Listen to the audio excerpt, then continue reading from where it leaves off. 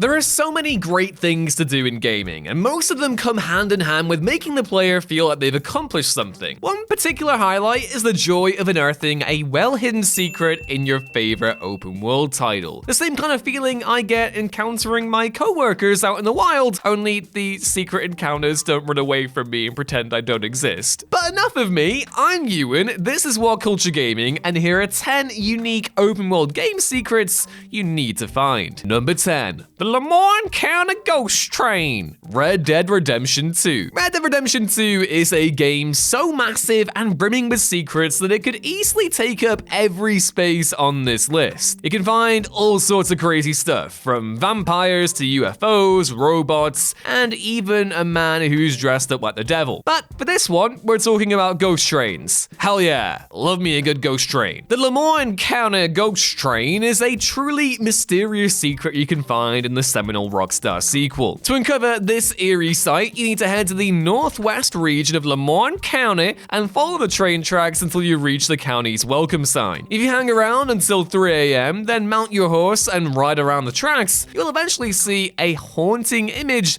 as a spectral train appears. You can follow it along and gaze at its creepy beauty for a short time before it fizzles out. Now, the train doesn't always appear, so if the sun comes up, just camp out and try again the next day. You will eventually come face to face with the mysterious locomotive, and then you can tick it off your RDR2 Easter egg bucket list. Man, it is an actual tragedy that we never got an Undead Nightmare themed DLC for this game. Number 9. Cuckoos can be used as weapons. Legend of Zelda, Breath of the Wild, and Tears of the Kingdom. The phenomenal Breath of the Wild and Tears of the Kingdom take open world gameplay to the next level, as they let you approach the game however you see fit. As such, there's an endless array of creative combat methods for taking down enemies, and this has to be one of the funniest. If you get your hands on a cuckoo, take it with you to meet some enemies and let those enemies get a hit on the little creature, then all hell will break loose. A collection of cuckoos will flock to defend their brethren and can deliver a surprising amount of damage. I mean, now that I think about it, if you look at these guys,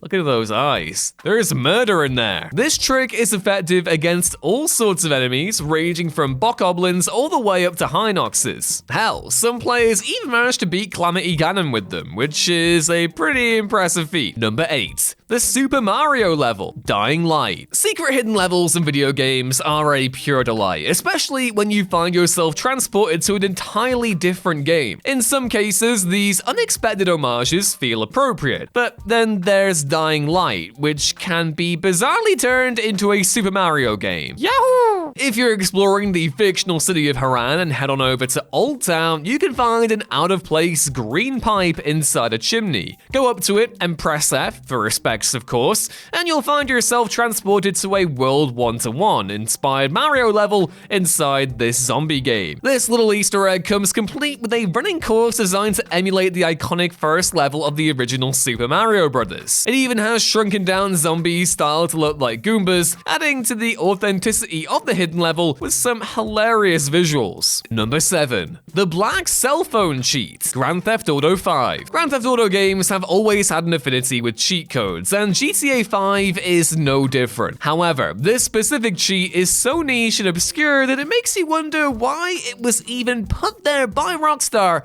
in the first place. You can use your cell phone in the game to call various numbers, with some giving you fun gifts like increased running speed, explosive melee attacks, or spawning an array of vehicles. But something truly bizarre happens if you dial this number, 1-999-367-3767. This will direct you to a caller named Black Cell Phones and will trigger an explosion over your head. Then, if you look back at your phone, you'll notice that it has changed to a pure black color, with the phone's theme being converted to gray. It also enlarges the phone ever so slightly. This is one of GTA 5's most weirdly mundane and yet also mysterious secrets. Hopefully it gets cracked eventually and this mystery can be solved. Number 6. Play Suzerainty with Kim. Disco Elysium. Playing a video game is great, but you know what's even better? Playing another game inside that game. The Witcher has Gwent, AC Valhalla has Orlog, and the incomparable chaos RPG Disco Elysium has Suzerainty. When investigating the open environment of Martinez, you can stumble stumble into a bookstore and purchase a board game called Suzerainty. This Catan-style civilization building game isn't just a neat little item. It's a playable game that leads to an incredibly unique interaction with your co-investigator, Kim Kitsuragi. In typical Disco Elysium fashion, it comes complete with excellent writing, great choices to make, and enjoyable twists aplenty. Number 5. Getting your hands on Excalibur. Assassin's Creed Valhalla. The Assassin's Creed franchise is full of so many ups and downs, it's basically a very pointy, stabby roller coaster. But many would agree that AC Valhalla is an enjoyable installment with a stunning open world look at Anglo-Saxon era England. To really sell that world is the inclusion of the legendary sword of King Arthur, which, yes, you can wield. If you want to get your hands on this iconic weapon, then you can find it in Myrddin's Cave in Hampshire. Sounds a lot like Merlin. Good, I see what they did there. Oh, but don't think you can just stumble upon the legendary sword in the stone and pick it up. It takes a metric ton of work to free this sword, as you've got to prove yourself worthy of it. You do this by uncovering 11 mysterious tablets, most of which can be found in Treasures of Britain caves, with a few held by zealots found throughout the land. Once you've completed the big old task of gathering them all, you can return to the cave and grab Arthur Pendragon's iconic blade. It's a lot of work, but getting the epic endgame weapon is totally worth it. Number 4. The Of Dairy and Darkness quest. The Witcher 3 Wild Hunt. If you're lactose intolerant, then look away now and close your ears for your own good. We're going to be milking this one for all it's worth. You can discover this quest in The Witcher 3 Wild Hunt by stumbling upon Aramis's abandoned manor in Oxenfurt or purchasing the lizard figurine in the Gildorf shopping district of Novigrad. Either way, you'll need to do both, so be sure to note them down. If you take the item and use it on a magic circle in the building, then you'll be transported to Aramas's secret laboratory, where some surprises await. In this strange place, you'll learn that Aramas was a Tyromancer, i.e. a magic user who specializes in the use of cheese. Awesome! As you explore this maze-like area, you'll find toxic cheese gases, and statues of figures holding delicious pieces of fromage. The quest itself isn't that interesting, but the hilarious existence of cheese wizards is enough to make it worth finding. Now, can someone please mod Wallace and Gromit into the quest to make it even better? Number 3. Over the Edge. Cyberpunk 2077. Night City doesn't just come complete with skyscrapers and crime. It also fills its streets with awesome Easter eggs. Do you want to see Hideo Kojima at a hotel bar? Well, he's there. How about Kaneda's bike from Akira? Well, you can find that too. There are also plenty of allusions to the Cyberpunk Edge Runners anime, and this side job is the peak of them. If you head to Mega Building H4 in the Santo Domingo district, you'll find some familiar, if you've seen the anime, green graffiti to the entrance and a brain dance recording in a trash can next to it. Give that beady a watch and you'll be shown the anime's opening scene and warned not to end up like David Martinez, the anime's protagonist. This leads you to ask more about Martinez and eventually be put in contact with Falco, a character from the show. He discusses his past and compares V to David before telling you to go pick up a package. Once you do this, you'll get your hands on David's iconic EMT jacket, letting you dress as your favorite cyberpunk anime hero. Number 2. The Hidden Identity of the Headless Horseman. The Elder Scrolls V Skyrim. Tamriel, and by extension Skyrim, is a land of many mysteries and secrets. One of the most bizarre of these is the appearance of a dreaded spectre, the Headless Horseman. If you're wandering the lands of Skyrim anytime between 10 and 4, then there's a chance you'll stumble upon a ghostly headless rider. This bizarre figure, who sports a full steel plate armor set, minus the helmet of course, because he's got no head, won't attack you, and you can't attack him. But if you follow him, he'll lead you to a Nordic ruin called Hamvir's Rest. There's no explanation for this character or quest attached to him, but some have theorized that the popular song Ragnar the Red holds the key to his identity. Ask any bard to sing the ballad and you'll hear references to Ragnar's riding patterns and his being beheaded, which many have linked to the horseman. And number 1. The surprising benefits of the water pistol. Metal Gear Solid 5, The Phantom Pain. A water pistol? Really? What good will that do in the world of guns, war tech, and supernatural powers that is the Metal Gear Solid series? The water pistol in Metal Gear Solid 5 seems to be a joke at first. However, thoughtful players can put it to good use, with it being particularly helpful during a certain fiery boss fight. Battling the man on fire in Mission 20 is tough, but easy if you know what to do. While planting C4 in the water tanker and dousing him will finish things up in a jiffy, you can also do some surprising damage by getting him with the water gun. It'll take many shots to put him finally out of commission, but seeing this powerful villain squirm as you attack him with a toy is hilarious. There's also plenty more to do with the gun, as you can use it to hold enemies up, damage electrical equipment, cause people to slip, and have tasteful water pistol fights with Quiet. I may have made that last one up, but let's just agree to headcanon it, okay? The thing about open worlds in video games is that it gives developers so much more room to come up with all kinds of stuff that not every player is going to experience the same, if at all. Tucked away in corners, in caves, or out to sea are some truly wild things to experience. If you're lucky, your exploration will pay off and you'll come away with some pretty incredible loot. I'm Sai for WhatCulture.com, and these are 10 insane weapons hidden in open world games. Number 10. Windshear, The Elder Scrolls V Skyrim. When Skyrim released in 2011, it instantly became one of gaming's most beloved open worlds by being unbelievably deep. Countless quest lines set us off into the far reaches of the land, searching for adventure and stories to tell our friends about scraps with the ice giant or the crazy loot we found. Depending on how you played the game depended on what you might find out there. The Windshear sword can only be obtained if you take on the Hail Sithis quest, which means if you elect to destroy the Dark Brotherhood, then you won't get a chance to wield it. The quest allows you to board the ship the Kataraya. By climbing the boat and walking along its bowstrip, you can find the Windshear lodged into the wood. The Windshear is a single-handed weapon, but in order to make full use of it, you should be unequipped in the other hand so you can utilise its bash skill. What makes the Windshear so special? It can stun any enemy on either of its two swings for a tenth of a second, from lowly skeletons to even dragons.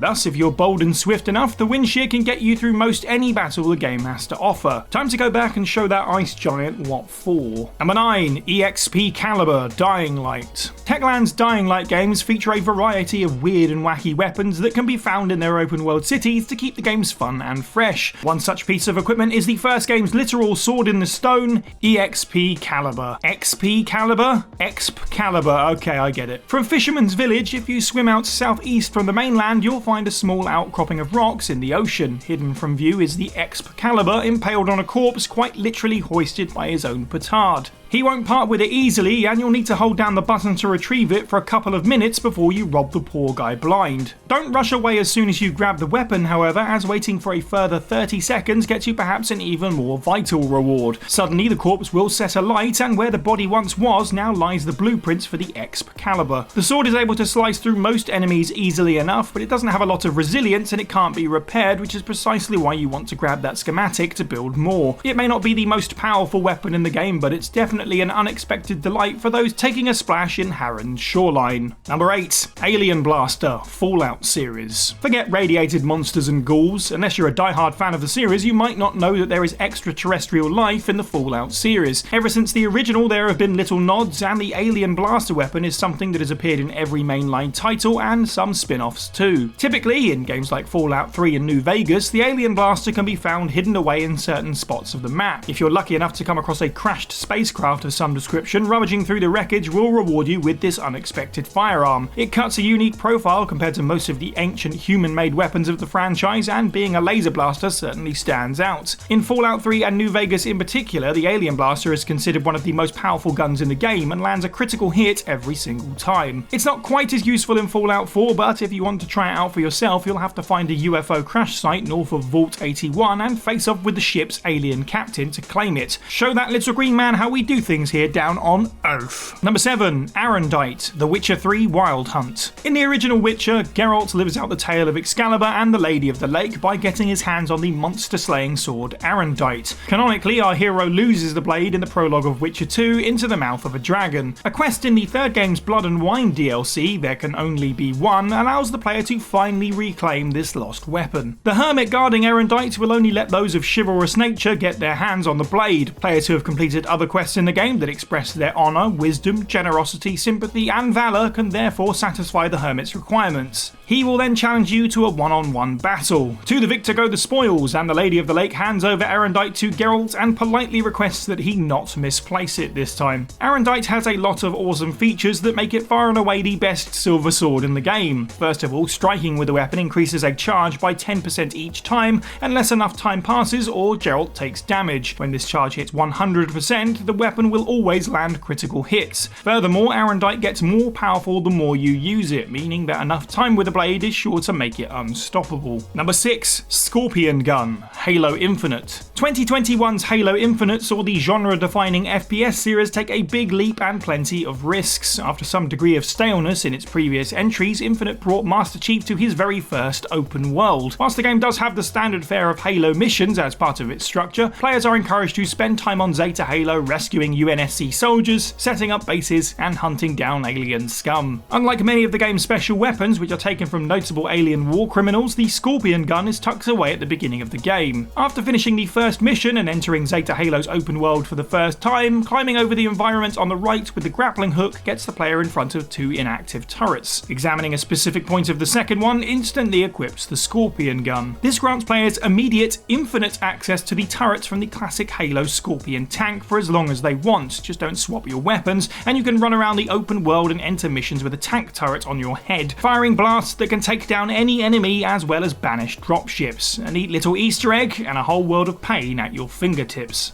Number 5. Magnapulsar, Far Cry 5. Some of the weirdest weapons in video games come from series that already have a very clear sense of humour, so it's not surprising that the Far Cry series contains several strange weapons. In Far Cry 5, conspiracy theorist Larry Parker can be found in the Holland Valley region of Hope County, and working through his questline will gain you access to his secret special weapon. The fourth and final mission, Out of This World, sees you defend Larry as he attempts to fulfill his ultimate goal of being sent into space. If you succeed, don't forget to check the containment field before you go for a little gift that the man has left behind. The Magnapulsar is high-tech and clearly not of this world. It also functions differently depending on range. From a distance, the device fires a wave of energy that pushes enemies and allies alike with great force, allowing you to ragdoll whoever is caught in the blast and or send them flying to their doom. Used up close, the vacuum instead just vaporizes the target in a cloud of red goo. An instant kill machine, provided you can get up close. It can also be used to handily destroy corpses in your wake to keep your enemies from finding them and tracking you down. Number 4. Loud Locust, Saints Row 4. Everyone remembers the Neuralizer from the Men in Black films, and if you don't know it by name, maybe that's because it was used on you. It's the device that wipes memory. The other reliable piece of equipment in Agent J's jacket pocket is the Noisy Cricket, a tiny weapon with one hell of a kick. Developers Volition decided to pay homage to this weapon with the Loud Locust in Saints Row 4. Head into the Let's Pretend costume store in New Baroneck and blow open the employees only door. Inside you'll find images of the game's development team plastered on the wall, which explode into a shower of fireworks, and, sitting on the chair, the Loud Locust itself. This tiny pistol has infinite ammo and can cause all kinds of chaos with a simple squeeze of its trigger. It doesn't fire any missiles or any ammunition, just point and shoot and watch whatever you've targeted meet its untimely end. The Locust does require a recharge after each use, and much like Men in Black, will send you flying backwards every time you fire it. Small and hilarious prices to pay for the insane level of destruction that this little friend can cause. Number 3. Ringed Finger, Elden Ring. From Software's idea of an open world is one where no matter where you turn, you're not that far away from a monster that wants to crush and maim you and can do so with minimal effort. Luckily, there's also plenty of goodies tucked away for players keen to explore, including the only weapon on this list that appears to be alive, the Ringed Finger. In order to give your enemies the finger, players must find the secret opening in Mount Gelmor to find Gelmor Hero's grave. Taking the elevator down to the Site of Grace and swinging a left, eventually you'll find a room filled with lava and a chariot enemy that can kill you on contact. Carefully dodging the foe into side rooms and then walking through the lava at the bottom to a hidden side room rewards brave players with a chest containing the Ringed Finger. As a hammer style weapon, it's slow to swing, but despite all this, it's well worth having the Ringed Finger on your side for its unique skill. The claw flick sees the finger swell in size, flex, and then ping your enemies into oblivion. It's decent at taking down poise and breaking defenses, and presumably scratching really big itches. Number 2, the Left Finger of Glover, Dying Light 2. 2. Giant fingers are all well and good, but swinging such a thing at your enemies is unwieldy. No, sometimes subtle is better, and why use a grotesque giant's finger when you can hide a weapon inside your own digits? The Hands of Glover are a long-running gag that started in Techland's zombie action RPG Dead Island. As a nod to lead developer Bartosz Glover Kluon, the Easter eggs have continued forwards into the Dying Light games, first with the right hand and now with the left finger. After completing the Dying Light 2 mission Broadcast, you can scale the VNC Tower and from there jump to a specific skyscraper in the Garrison District. Once you land, there's a cabling puzzle to complete that requires making some pretty deftly leaps off the building and back in at lower levels until you can finally find and open a secret door. Inside the developer's room, you'll find posters of previous Techland games, a thank you note, and the schematic for the left finger of Glover. It costs a whopping 369 scrap to build and only comes with 16 shots, but there's something playfully entertaining about pointing at your enemies and watching them go boom. Considering the scarcity of firearms, when the need arises, it's nice to have something like this at arm's reach at any time. Get it? Arm's reach of... yeah.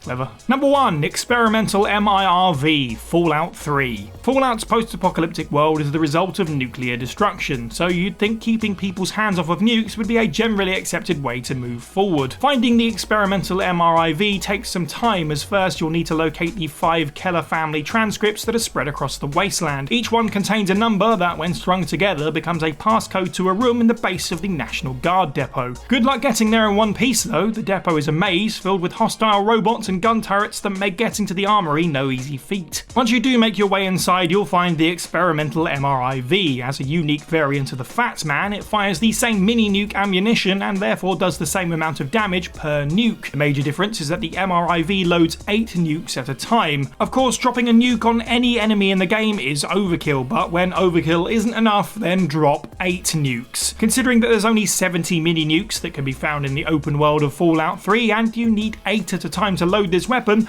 the fun you can have with it is limited. It's also limited because you're pretty likely to blow yourself up with it. Turns out that nuclear weapons are not a toy. Who knew? Now there's a lot of things in this world that are pretty scary. Spiders, working in retail on holiday, maybe lotus pods, or the recent Silent Hill trailers for the poor souls with trypophobia. And if you thought that gaming is a safe space away from all of these scary things, well, I'm afraid to tell you that that is not the case. And some developers, however, don't seem to get the memo about creating a nice relaxing power fantasy and sneak frightening things aplenty into their titles whether you want them to or not. So let's take a look at a few of them. As I'm Jules, this is WhatCulture.com, and these are the 10 scariest hidden encounters in open world games. Number 10. Man-Bat, Batman Arkham Knight. You want a scary open world game? Well, I've got 2 words for you: Man-Bat. The 4th game in the fantastic Arkham franchise, Batman Arkham Knight, sees you as the titular superhero swinging from rooftops to traverse Gotham City once again. Now, most of it is just getting from point A to point B, maybe finding some Riddler trophies and setting yourself up to drop down on some unfortunate goons to hospitalize. But if you play the game and do some rooftop rambling, you may grapple your way up a building and get a face-to-face encounter with the mutated villain Man-Bat. Even after beating the fellow originally named Dr. Kirk Langstrom a few times, curing him of his mutation and imprisoning him in the Gotham Police Department, you can have 2 more similar encounters. The first occurs any time after that, and it will be the Joker's face instead, making it a hallucinogenic nightmare. And the second is if you play the game on Halloween or set the console date to October the 31st. The cutscene of coming face-to-face with Man-Bat will play again, and you can return to the GCPD to learn Man-Bat transformed once more and indeed escaped. Number 9. Mutant Shrimp, Metro Exodus. Now, the first 2 Metro games take place almost entirely within the Metro Underground, a series of subway tunnels and stations linked together under what little remains of the capital city Moscow. Exodus eschews away from this setting to go to the irradiated surface, and one of the surface levels is a village on the Volga River, and that is where we meet our new friend here, and I use that term very loosely, the Tsarfish, also called the Water Tsar. Now, lore in the game suggests that it is a giant mutated catfish, though it also has several reptilian and amphibian features. And have you ever played a game where the regular enemies are scarier than the boss enemy? And that's because the Tsarfish, the closest thing to a boss in this level, is kinda scary. But even the Tsarfish avoids the mutated shrimp, and that's because it's smarter than you. As Artyom, you find yourself on a boat paddling around the Volga, only to be upended by these mutant shrimp who are almost totally immune to bullets and will totally eat you. you, it never stops being scary, no matter how many times they flip over your boat, which they can and will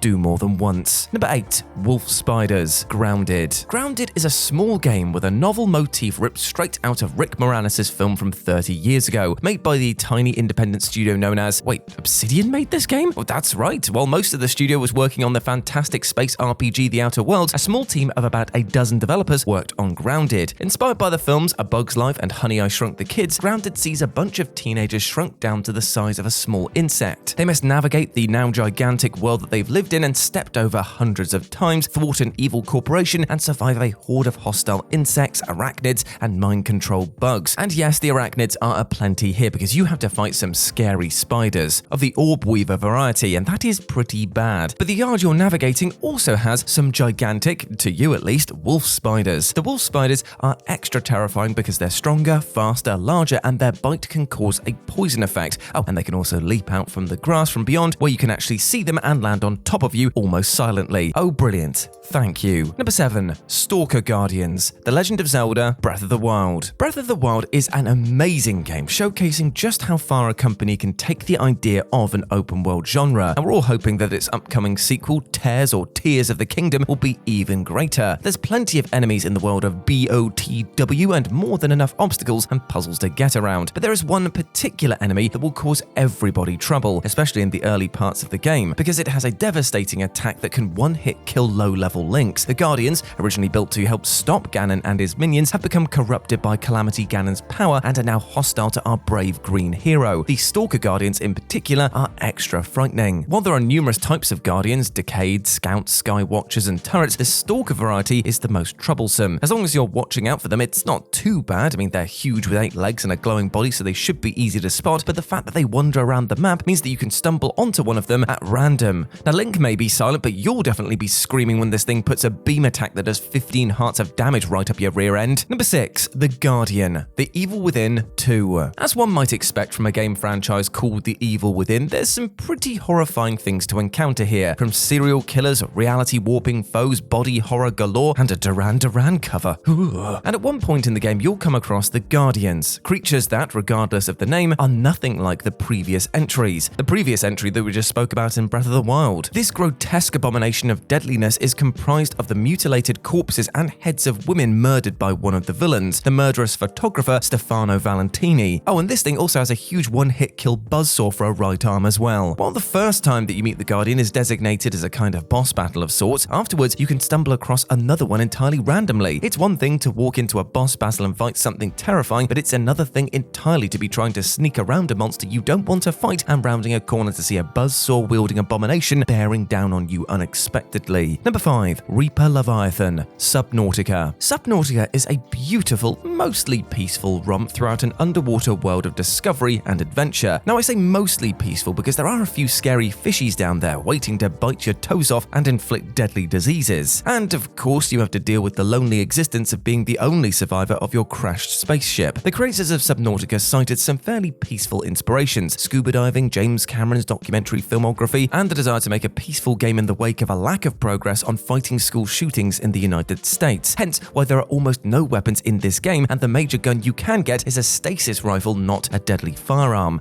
But deep in the depths of the underwater world are terrifying creatures that will absolutely kill you. The Reaper Leviathan, for example, has a tendency to remain in the depths, but will sometimes come up towards the surface looking for prey, and just for the record, that prey is you. The extra terrifying part is that they like to sweep in and attack you from behind, gripping you and spinning you around so that the last thing you see in your newly pee-filled scuba suit is their rows of sharp, very sharp teeth. Number 4. Creepers. Minecraft. Similar to the previous entry Subnautica, Minecraft was built with an eye towards pacifism, which, if you know anything about the guy who originally developed the game, is, well, a bit awkward given his public calls to have people who disagree with him shot. But even amongst the voxel-like worlds of mining, building, and exploration, there are a few hazards. Falling in lava, starving, maybe crying yourself to sleep at night because you accidentally hit a wandering sheep with your pickaxe by mistake, but above all that you must deal with are the little green ninja-like monsters called creepers. These things have only two desires in this world: to kill you and to destroy your stuff. Now, while not particularly threatening at a distance where you can see them and pick them off or get around them, they can be very problematic up close. They make no noise as they saunter up to you from behind, until that is they start hissing to let you know that they're about to explode, taking you and a third of your fancy house with with it. Number 3. Chimera House, Red Dead Redemption 2. There's a long list of possible choices for scary encounters in Red Dead Redemption 2. The Nosferatu-like vampire in Saint Denis that you can find by locating the epicenter of a series of vampire attacks, the serial killer that you can track down that ultimately gets the drop on you, but there's been plenty of videos about these two. So what we're going to do today is talk about something slightly different, and that is the scariest thing that you can come across at the Van Horn trading post, which is Chimera House. Now, set in a small idyllic forest clearing is a very nice 2-story house. Like many buildings in the game, the doors are locked and inaccessible. However, a second floor window is hanging open, and if you figure out a way to climb just right, you can get onto the porch awning and climb into the window. And if you glance through the window, it's actually difficult to see anything inside. Daytime makes the unlit room darker than the outside, and nighttime, well, it's even darker inside than out. But once you climb in, you can see a gigantic chimera, which the Frankensteinian creator has dubbed Immensa Creatura. Sewn together from the parts of a bear, a boar, a vulture, and a human, amongst other animals, the man-made mutant, as Arthur calls it, is terrifying if you aren't expecting it. And honestly, even if you are, it's still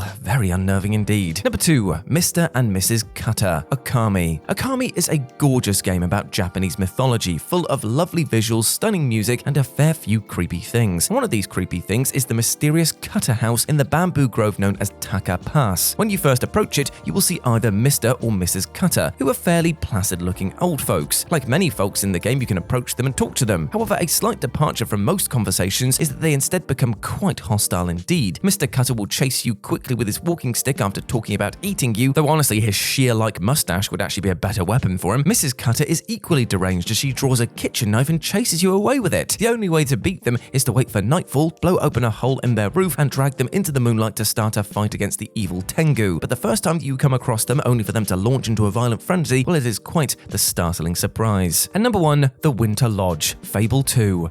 Peter Molyneux, so full of hope and glee and false promises, even with the overblown ego of promising the world, nay, the universe in each of his titles, 2008's Fable 2 still managed to sell millions of copies and earn a place on many greatest game of all time list. Now, within the game, there are 9 demon doors, optional quests revolving around completing a certain task or acquiring a specific item in order to pass through the door and retrieve a special item from the new realm within. And one of these realms is known as the Winter Lodge. Entering the realm, you find yourself on a snowy pathway on an idyllic hamlet. The path is gently lit with flickering lanterns, and at the end is a cozy little cottage. All seems peaceful and nice, right? Well, that is true right up until you enter the house, and with no prior warning, a sharp chord sounds and the whole world flickers into a dark, horrifying realm. Even after you grab the item and leave the now decrepit cottage, the once idyllic scene is replaced by dirt and darkness, with oubliettes hanging where the cute lanterns once were. It is chilling. One aspect of gaming that lures people in is the power fantasy. While your everyday life is full of people trying to trick you into buying things or doing stuff for them, the gaming world is somewhere where you can feel like an awesome hero who's always in control. Most of the time. One video game genre that really thrives on this is open world games, as their environments have plenty of nooks and crannies to cram deception and dishonesty into. The following titles did exactly that, with great moments that tripped up players in the best way possible. I'm Jess from What Culture, and here are 10 open world games that tricked you. Number 10. Madness of the Stones, Assassin's Creed Valhalla. Ubisoft has created some wonderful open worlds across the Assassin's Creed series. Assassin's Creed Valhalla's Anglo-Saxon England is among them, and there's a lot of captivating stuff to discover, including this trippy as hell world event. When exploring Kent, you might stumble across a madman talking to, or rather shouting at, a circle of stones. He claims that they change number every time he counts them, so he asks you to give it a go. And that seems simple enough, right?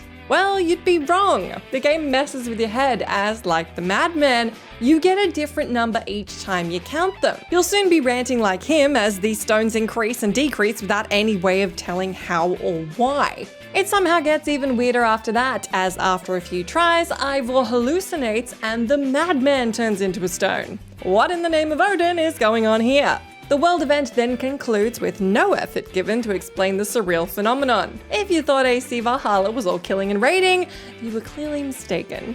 Number 9. Sudden appearances of the Yiga clan, Legend of Zelda Breath of the Wild, and Tears of the Kingdom. Being a Hyrulean citizen is not as idyllic an existence as you might think. Sure, you get to live in a luscious fantasy land, but you also have to contend with wild monsters and weird phenomena all the time. However, whilst most citizens struggle, some aren't as harmless as they appear. When exploring the open world of Hyrule, there's a good chance you'll run into an interesting NPC and decide to strike up a conversation with them. 90% of the time, this will lead to fun dialogue and maybe even a quest. But there are also times when they reveal themselves to be Yiga foot soldiers. This dastardly clan of Sheikah assassins/thieves appear throughout the land as regular citizens who lure you in before attacking you. You can expect to see them plenty of times in both Breath of the Wild and Tears of the Kingdom, and they sure are a nuisance. These NPCs are as slippery as the peels of the bananas they love so much. You're left to constantly scream, "Not again," every time they get you. Number 8. All the mimics. Dark Souls. Opening treasure chests is so ubiquitous in gaming that players can probably do it in their sleep. Grab that chest, get the reward, and then move on to the next one. It's basic stuff. Well, in typical From Software fashion, the developers decided that players expecting convention needed to be humbled. Mimics are a form of non-respawning enemy in the Dark Souls games. They prey on players by disguising themselves as chests, waiting for unlucky victims to open them before attacking with their monstrous jaws. The creatures are like Venus flytraps that lure you in with the promise of something sweet, only to make you feel like smashing your controller. Your first encounter with one is a traumatic experience that leaves you paranoid every time you go to open another chest. Now, calling Dark Souls an open world game might be a bit of a stretch, as it takes more of a wide linear format. Still, it just about qualifies, and these iconic tricksters can't be ignored on a list like this. Their promise of bountiful treasure turned to brutal damage is gaming trickery at its finest. Number 7. Lured into an alleyway. Grand Theft Auto 5. If you fancy a spot of thievery, murder, or general social disruption, but don't think you'd suit a prison uniform, then Grand Theft Auto 5's Los Santos is the perfect place for you. However, while you're mostly in charge of these in-game criminal activities, some moments will make you think, hey, that's supposed to be my job. This open world game is full of danger and crime, and as such, you can sometimes become the victim of this criminal intent. However, of all the random events, this one is particularly embarrassing. If you choose to hang about in La Mesa next to Ammu-Nation, then you might encounter a woman calling out for help. The nicer among you will follow her, hoping to be of assistance. But that's when she and a male friend jump you, pulling guns and demanding your money. Uh-oh. Of course, their guns are about as threatening as pea shooters compared to your brutal arsenal in GTA 5, but even so, you'll be kicking yourself for falling for such an obvious trap. And you're supposed to be the criminal mastermind, remember? Yeah, right. Number 6. That is not Bruce Wayne. Batman Arkham Knight. The Batman Arkham games famously love to misdirect you. Hell, Scarecrow spends almost all his time in Batman Arkham Asylum and Arkham Knight messing with your head. Still, he's not the only villain with tricks up his sleeve. During the Friend in Need Most Wanted mission in Batman Arkham Knight, you're made to check in on Lucius Fox in Wayne Tower. On the way, you'll step into an elevator and emerge as Bruce Wayne. Your thought process then goes a little something like this. Cool, I'm Bruce Wayne. That's a nice change of pace. Wait, why am I beating up Lucius? What's going on? Why is Batman here? Am I not playing as Bruce? It turns out that once you exited the elevator, you switched to the perspective of Thomas Elliot, otherwise known as Hush. This popular DC villain is known for his obsession with childhood friend Bruce Wayne, and had plastic surgery to look just like him and enact his own twisted revenge. This is a genius way to work Hush in, as one of his goals is to make everyone think he is Mr. Wayne. If he managed to trick you, then Gotham really was close to being in real danger. Number 5. The Haunted House. The Witcher 3 Wild Hunt. Geralt of Rivia has to contend with many terrifying things in The Witcher 3. That said, exploring a haunted house is still scary, even within his deadly line of work. During The Witcher 3's Novigrad Dreaming quest, you venture on a mission to find Corinne Tilly. This quest takes you to a supposedly haunted house she's attempting to save. Ooh, spooky. The owner of the residence tells you about the strange events plaguing the building, causing you to investigate with trepidation. Upon finding Corinne, you discover a freaky ghost child standing over her and giving her nightmares. So the house is really haunted. Well, no, not really. After some investigation, you discover the culprit is not a ghastly ghost or ghoul, but rather a little godling named Sarah. Godlings do look creepy, but thankfully they're mostly harmless. Naturally, once you've unearthed her ruse, you can either evict Sarah or let her stay. The latter leads to a wholesome outcome where she and Corinne move in together. Number 4, tricked the whole time, Shadow of the Colossus. This is one of the most infamous tricks ever played on gamers, so it was an absolute shoo-in for this list. The story to this gorgeous and iconic open world game has you take on the role of a young man called Wanda, who seeks to resurrect his dead love, Mono. To do this, he must kill the 16 massive beings known as the Colossi, who act as the guardians to Dormin, a supernatural being capable of resurrecting your dead love. So you're a devoted lover battling against scary monsters. That seems fair and perfectly just. Well, that's what you believe throughout most of the game. However, after a while, it becomes clear you've been duped. The more Colossi you kill, the more suspicious the situation becomes, culminating in a heartbreaking ending where Dormin revives Mono, but takes control of Wanda's body. It turns out this evil spirit was using you the whole time, and those monsters you killed were the guardians of the land. Team Ico seamlessly tricked you into becoming the villain, and by the end, all you can think is, oh god, what have I done? Number 3, Arghyll Lake Dragon Surprise, Elden Ring. From Software, as already established, is no stranger to pulling a trick or two on the player. In fact, it's more like a trick or 200, as a big part of the appeal of Soulsborne games is their willingness to throw curveballs at you. Elden Ring is naturally no exception. There's a metric ton of tricks this open world pulls on you, which could take up a whole list alone. However, this epic depiction is one of the first, and as such, deserves some high praise. When entering the Lands Between for the first time, some players will instantly head to Arghyll Lake. Once there, you'll see a little group of folk around a bonfire, and truthfully, it looks like a pretty fun time. However, as soon as you head over to say hello, you're met with the sudden emergence of a bloody fire-breathing dragon. Damn! Flying Dragon Arghyll swoops in, kills everybody, and then eviscerates you.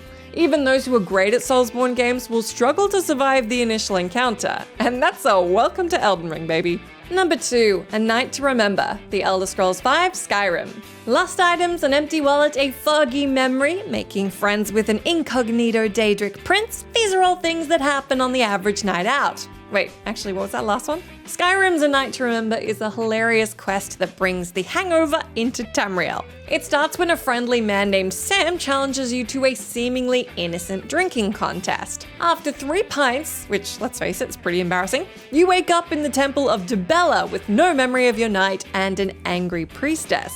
From there, you enter a wild goose chase as you retrace your steps, slowly piecing together your drunken adventure. It turns out you did plenty of shocking things, including stealing a goat, selling it to a giant, and even getting engaged to a hagraven. Congratulations! But there's an even bigger shock around the corner. When reuniting with Sam, he reveals that he's the Daedric Prince Sanguine, lord of hedonism, revelry, and debauchery. And he's tricked you into acting a fool for his own amusement, meaning the whole thing was pretty much a prank.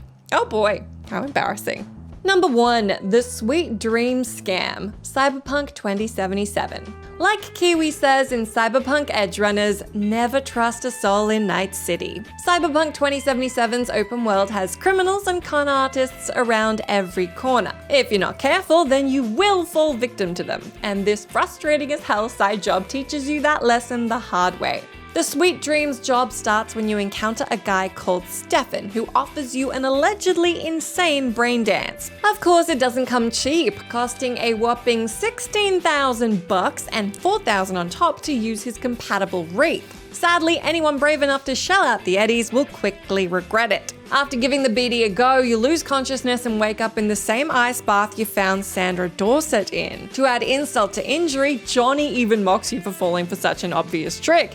And to be fair, he's right. So now you've lost $20,000, your clothes, your equipment, and your dignity. Thankfully, you can take out the enemies in the area, regain your stuff, and head back to Stefan for a nice little refund. Still, you never get your time back.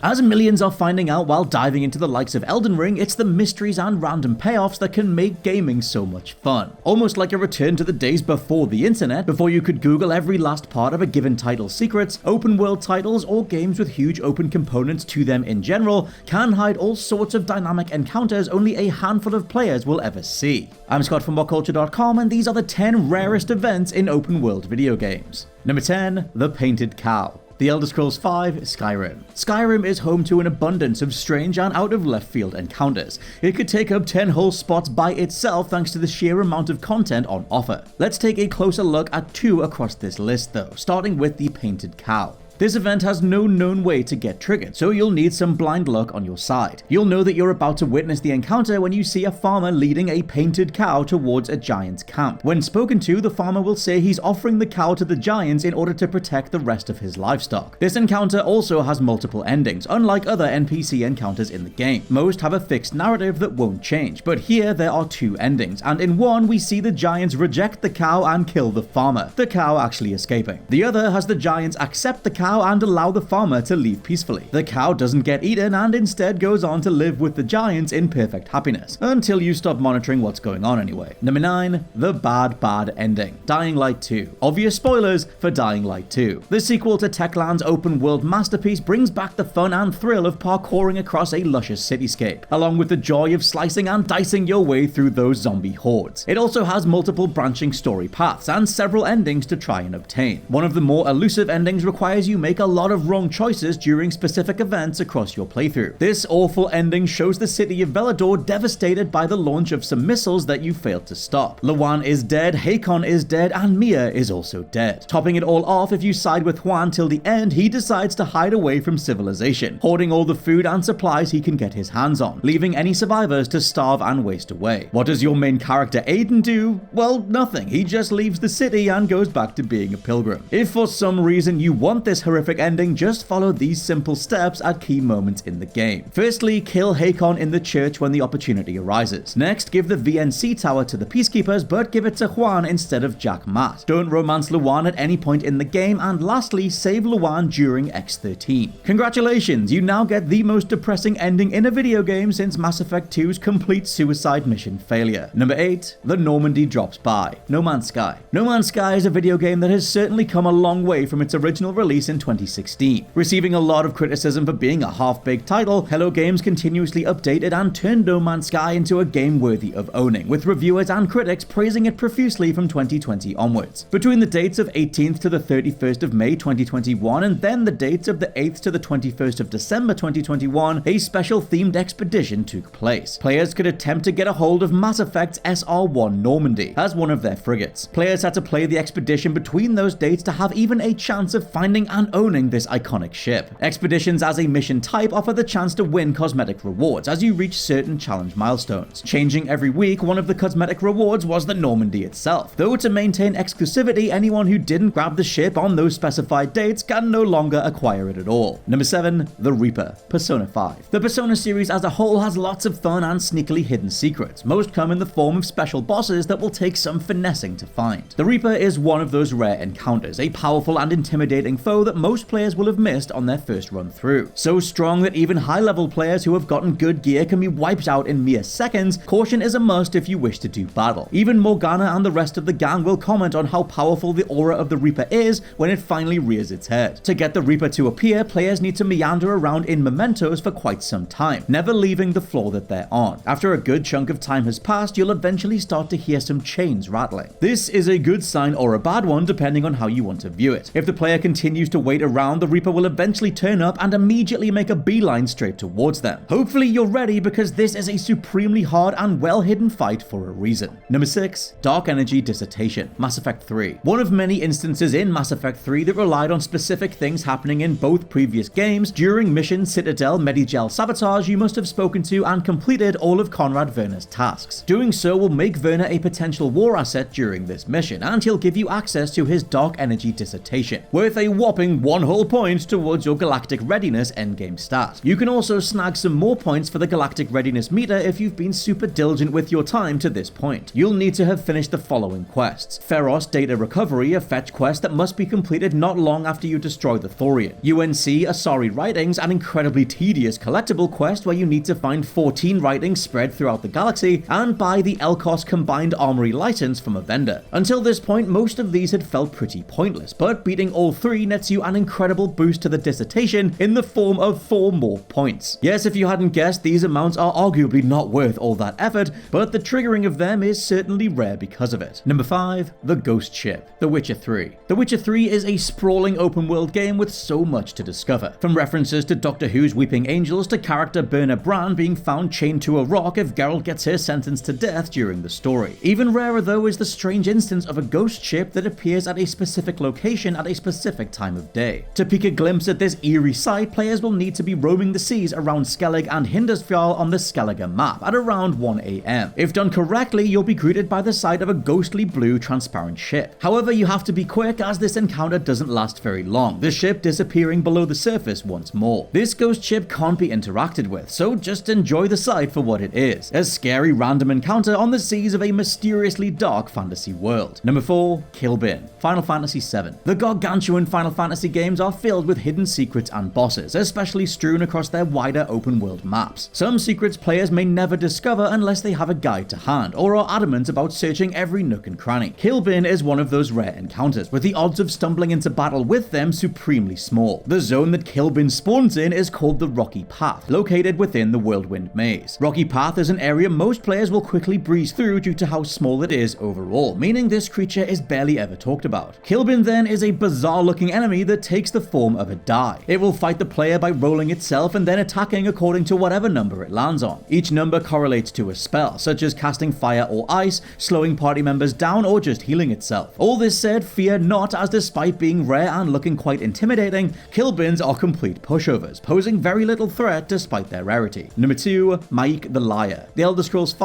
Skyrim. A character most Skyrim players will have missed, Maik the Liar has quite the reputation amongst fans of Elder Scrolls overall. However, he's still one of the hardest encounters to stumble across, mainly as there's no correlation on how to get him to pop up, similar to the Painted Cow. This mischievous Khajiit wanders around spreading hilarious misinformation and appears as an Easter egg for completionists. Maik has appeared in every Elder Scrolls game since Morrowind, where this devilish feline made one hell of an impact. Thankfully, Maik is harmless and does nothing more than make ludicrous comments about people and certain situations, ranging from combat tips about trying to fight with 2 swords, in-jokes about how Winterhold was once referenced as a city before Skyrim, and much more. And number 1, Mordin Solus lives? Mass Effect 3. Finishing this off, let's head back to Mass Effect 3 with one of the rarest encounters in the game, Mordin Solus surviving the events on Tuchanka. Getting this to happen requires very specific actions to be taken at key points across the trilogy, as well as having a high enough renegade skill to pull off the necessary dialogue options. So where to start? Well, firstly, you're going to need to go back to Mass Effect 1 and have Rex killed on Virmire. Second, during Mordin's loyalty mission in Mass Effect 2, you'll need to destroy all of Malon's data. Third, you must tell no one about the STG sabotage to the Shroud Tower. Lastly, the only way to stop Mordin dispensing the cure in the moment is to use the renegade option, which takes quite a few points to get in the first place. If you're successful in all of these areas, you'll manage to convince Mordin that it's for the greater good to not dispense the cure. Mordin will then insist he needs to go into hiding, pretending that he died while curing the genophage. Mordin will become a war asset for you to use in the endgame, avoiding death but never being seen again.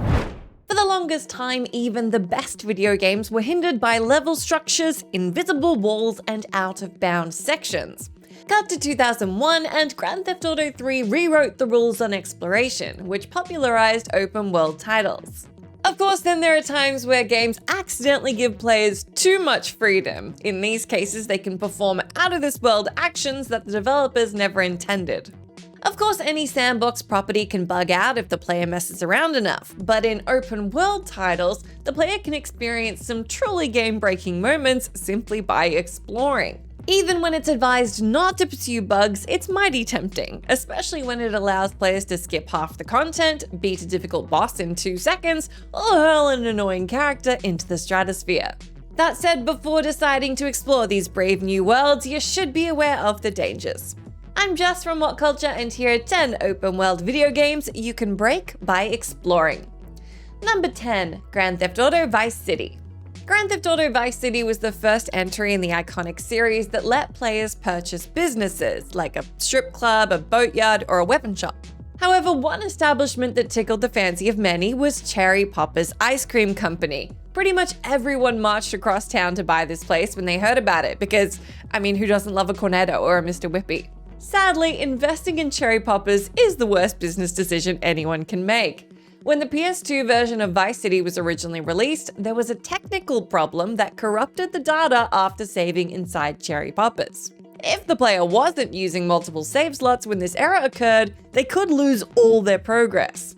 Now, since Cherry Poppers wasn't an essential part of the campaign, the issue could be avoided. But since this calamity wasn't common knowledge at the time, a bunch of players suffered the consequences anyway. This bug may have been patched out, but that hasn't stopped Vice City players getting the jitters every time they pass by the seemingly innocuous Cherry Poppers building. Number 9. Elder Scrolls 4: Oblivion. Since Elder Scrolls 4: Oblivion garnered massive acclaim across all platforms, fans were obviously desperate for more.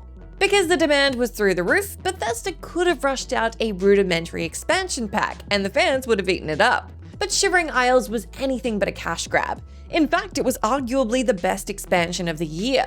Due to its inventive quests and magnificent world to explore, it's no surprise Shivering Isles won a ton of gaming awards. That said, it's possible developers should have spent a little more time tinkering with the DLC before releasing it worldwide. Although Shivering Isles had technical problems here and there, one snafu stood out above the rest. You couldn't beat it. If the player leaves the Isles then returns, Herdir will disappear forever. Because this NPC is crucial to completing the main campaign, his absence rendered the DLC unwinnable. Fortunately, all was not lost. Even before this glaring error was patched, it could be avoided simply by reloading a save state before the Herdir quest began. Nevertheless, it's a little baffling how Bethesda left in a game-breaking bug like this in the first place. Number 8. Hogwarts Legacy.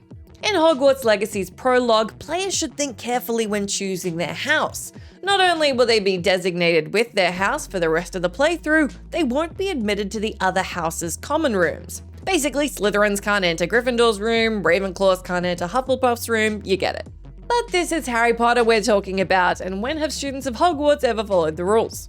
Despite how it seems, there's a sneaky method to access any of the common areas. Starting in Irondale, walk to the house with the hanging cloth until the player falls through. After that, summon the broom before heading towards Hogwarts Castle, where the player can access any common room. Although this is a neat trick, it may not seem practical at first. However, being able to explore these rooms lets you be a part of other quest-based locations.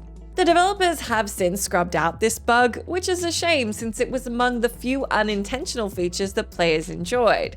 Unless Potterhead set up 4 separate save files in different houses, there's no way to enter all 4 rooms freely anymore. Number 7. Far Cry 5. The easiest way to compel most gamers to investigate a spot is to tell them it's off limits. So when Far Cry 5 players were told that St. Francis Veteran Center was off limits and inaccessible, they immediately said, yeah, I'm gonna go there.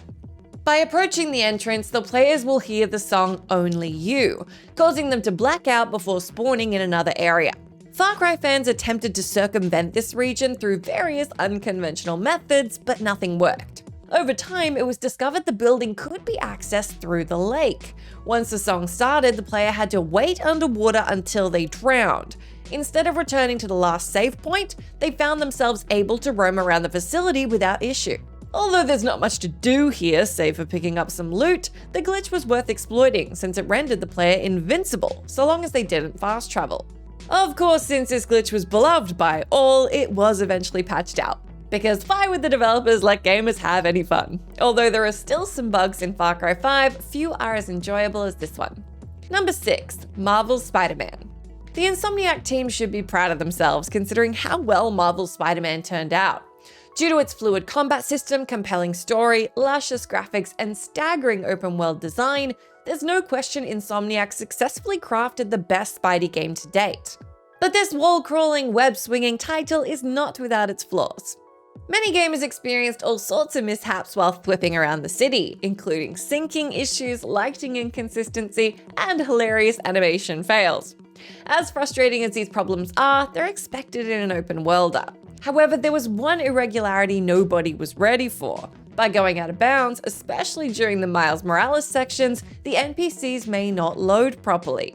Okay, that doesn't sound so bad. Obviously, if the player's somewhere the developers don't expect them to be, things are gonna get messed up a bit. But these NPCs don't just look untextured, they're made of denim jeans. Even their faces turn to denim. Although this glitch should be funny, it's surprisingly creepy. While watching these unanimated jean abominations wandering around without walking animations, it seems like a fever dream. When the NPCs revert to normal, it's more freaky because it feels like the player imagined the whole thing. Number 5. Cyberpunk 2077. Upon Cyberpunk 2077's now infamous launch, it was very easy to stumble across its many bugs. By going anywhere, talking to anyone, or doing pretty much anything, the player was sure to see NPCs freeze, fall through the floor, or transform into eldritch monsters that would make Stephen King quake in his boots. Since CD Projekt Red has patched the sci-fi role player to death, many issues have been resolved, including the deeply amusing invisible katana bug. To perform this maneuver, the player must put away their katana just as they press the menu button. After changing to another melee weapon, V will be holding an invisible katana once the game is resumed. By mashing the attack button, V can hover indefinitely, allowing them to sail through the sky and land on almost any skyscraper. From there, you can go wherever you want, often with disastrous but hilarious results. Even though gamers were relieved when the developers remedied Cyberpunk's avalanche of technical problems, this is one many people wish was left in. I mean, who doesn't want to wiggle an invisible sword around to soar through Night City like Superman? Number 4. Elden Ring. Even though Elden Ring was absolutely hyped like crazy, Hidetaka Miyazaki's magnum opus absolutely exceeded everybody's expectations. Although 2022 was a towering year for gaming, Elden Ring confidently sat at the top. Nevertheless, From Software's greatest achievement isn't immune to a bug or two. Ironically, one of the easiest glitches to exploit revolves around the game's defining feature, the brutal boss battles. So, which bosses are bugged? Possibly all of them. You see, these ruthless adversaries only recognize the player after they pass through the arena's fog door.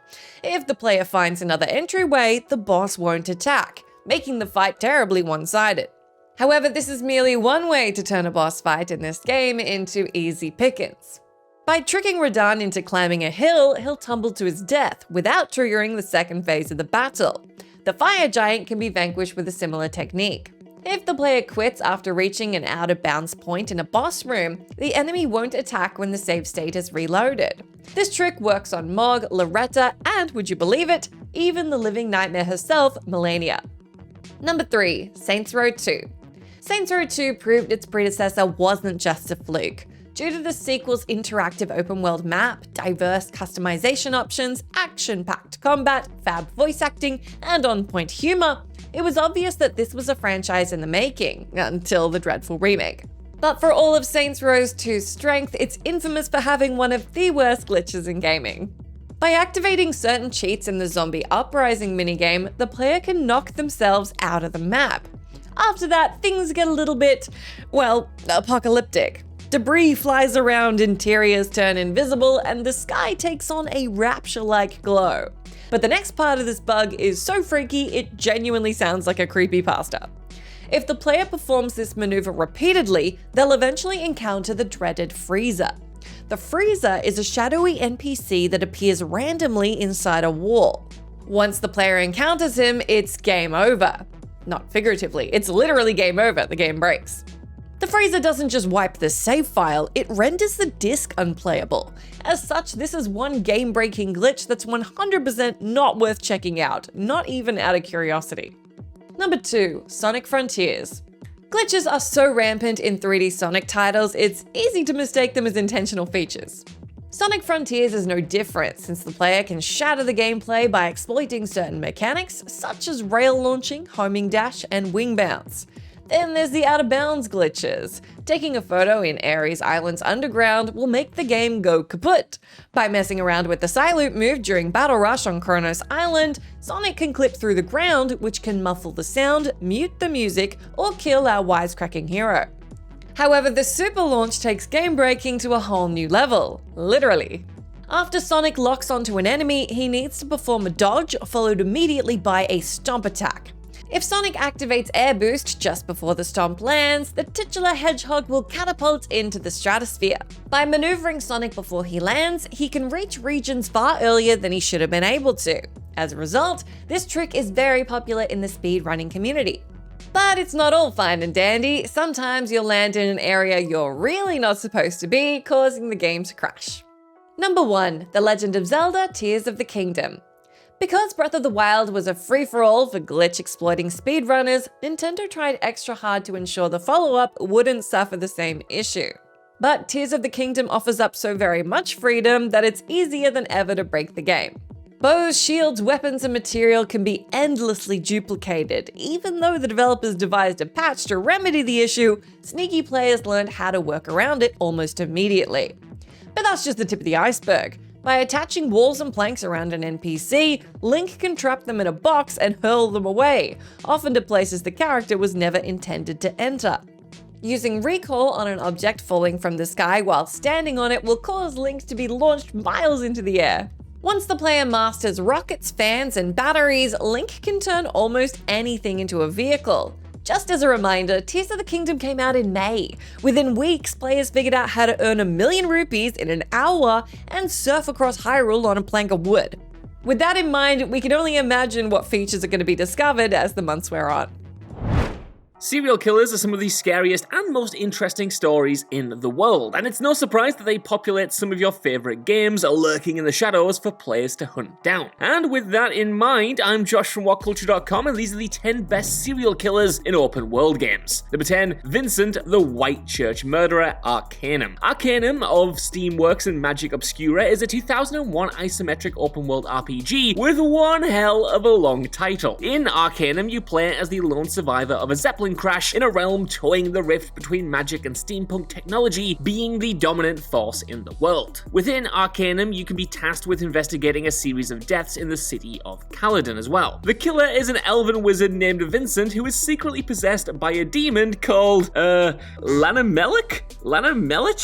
Lanamelich, that one sounds right. In order to successfully complete the quest, you must research demonology, acquire an ancient dagger, and then kill Vincent with said dagger before you can transform into the demon itself and flee, causing you to fail the quest. Vincent, under the demon's influence, manages to kill 2 people before you arrive on the scene, and then he kills a third while you're in the process of investigating him. And there's a similar MO in each of the first 2 cases, where he uses demon strength to force open trapdoors, and then climb into their homes to get his murdering done. So yeah, he's a bit of a wrong'un, all things considered. Number 9, Neb the Child-Killing Gnome, Baldur's Gate. Now, Baldur's Gate isn't exactly a bright, cheery world to begin with. You and your companions must traipse around Sword Coast, completing quests to ultimately stop a demon spawn. Within the world of Baldur's Gate and its sequel, you can come across Neb, a gnome with a penchant for murdering children. When we find him while imprisoned at one point in the game, he will offer his secret plans of escape in exchange for solving a riddle of his. And the riddle ultimately comes down to how many children has Neb murdered? And the answer, if you're wondering, is a chilling 33. In the game's sequel, you come across Neb in the course of another quest and can actually fight him this time around. In this battle, he summons the trapped spirits of his child victims to protect him, and you must fight your way through them to kill him. In a heroic moment, you do get bonuses for each child spirit you spare,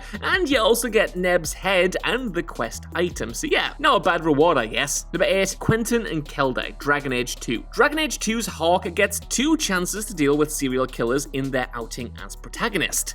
Arguably, the lesser of the 2 is during the Magistrate's Orders quest, where a magistrate, Vernard, will task Hawke with capturing a murderer alive. Only after arriving where the murderer is holed up will they learn that the killer is actually Vernard's son, Kelda, who has been killing elven children for years. Yeah, it's always the child killers in games, isn't it? When confronted, he admits that he's sick in the head and just can't stop himself. The elven children are just, to quote him, too beautiful to live, and he begs the player to kill him. Hawke's other run-in with a serial killer, though, is Quentin, the charismatic blood mage who woos Hawke's mother, Leandra. Unfortunately for the player, they are too late to realize that Quentin is a murderer, and that Leandra has already been taken by the crazed mage and mutilated. Quentin lost his mind when his wife died, and he's been piecing a new version of her together with parts from other women ever since, and Leandra is his latest piece. Hawk sadly can't save their mother, but there's a touching scene that plays out between mother and child after you do kill Quentin to avenge her. Number 7, Pikmin's Gallery Fallout 4. Where to even start when it comes to serial killers in the Fallout series? Of course, you have the Nuka Killer, who committed at least 3 confirmed murders before the nuclear events that put the series into motion even began, and was called so because of his interest in placing Nuka-Cola bottle caps over the eye sockets of his victims. Then there's the Disciples from the Nuka World DLC, which is a whole group of serial killers living together. And not to forget Clandon from Fallout New Vegas, who is also particularly gruesome, making snuff films of the atrocities he commits against his victims. And of course, there's the Fens Street Phantom, who you only find skeletons and notes about. But it's Pikmin from Fallout 4 that's probably the best example. You can come across a few signs of a killer picking off, no pun intended, raiders and then taunting them to come after him, in an attempt to pick more of them off, of course. In the end, you'll find a charismatic artist named Pikmin whom you can kill or rescue, or even both.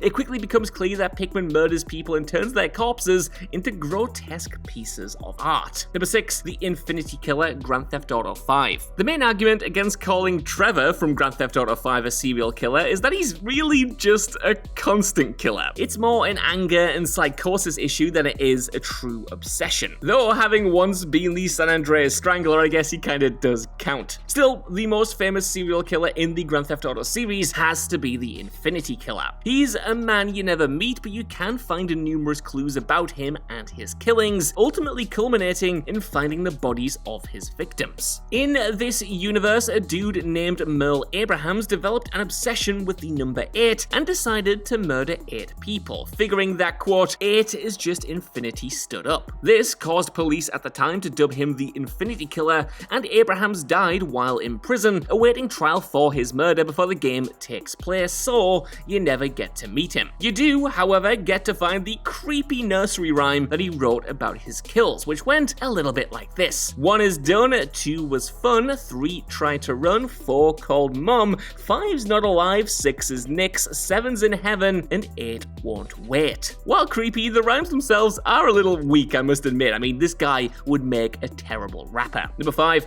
Hush, Arkham Knight. It's safe to say that there's no shortage of serial killers active at any one time around Gotham City, and Arkham City sees players take control of Batman as they follow a trail of murder victims who turn up dead around the open world. A slow burn side mission, here you investigate the crime scenes and slowly piece together why each person was the target, the motivation behind the killer, and eventually their identity. After a spot of detective work, you finally chase the killer down, and it's a killer who turns out to be the supervillain Hush. Hush has been choosing his victims in order to surgically construct a new face, and taking off his bandages, reveals himself to have changed his appearance in order to look just like Bruce Wayne. Unlike other entries on this list too, you don't actually get to bring Hush to justice here, at least not in this game. Instead, he escapes Arkham City, and you have to jump into sequel Arkham Knight to see how this storyline finishes, and spoilers, it's a little bit disappointing. Number 4, Dr. Stanley Gimble, Vampire the Masquerade, Bloodlines. Dr. Stanley Gimble is a friendly philanthropic doctor who runs a prosthetic shop in Santa Monica, California in the cult classic Vampire the Masquerade's game Bloodlines. As he says, he just wants to, quote, make things a little easier for those who find themselves,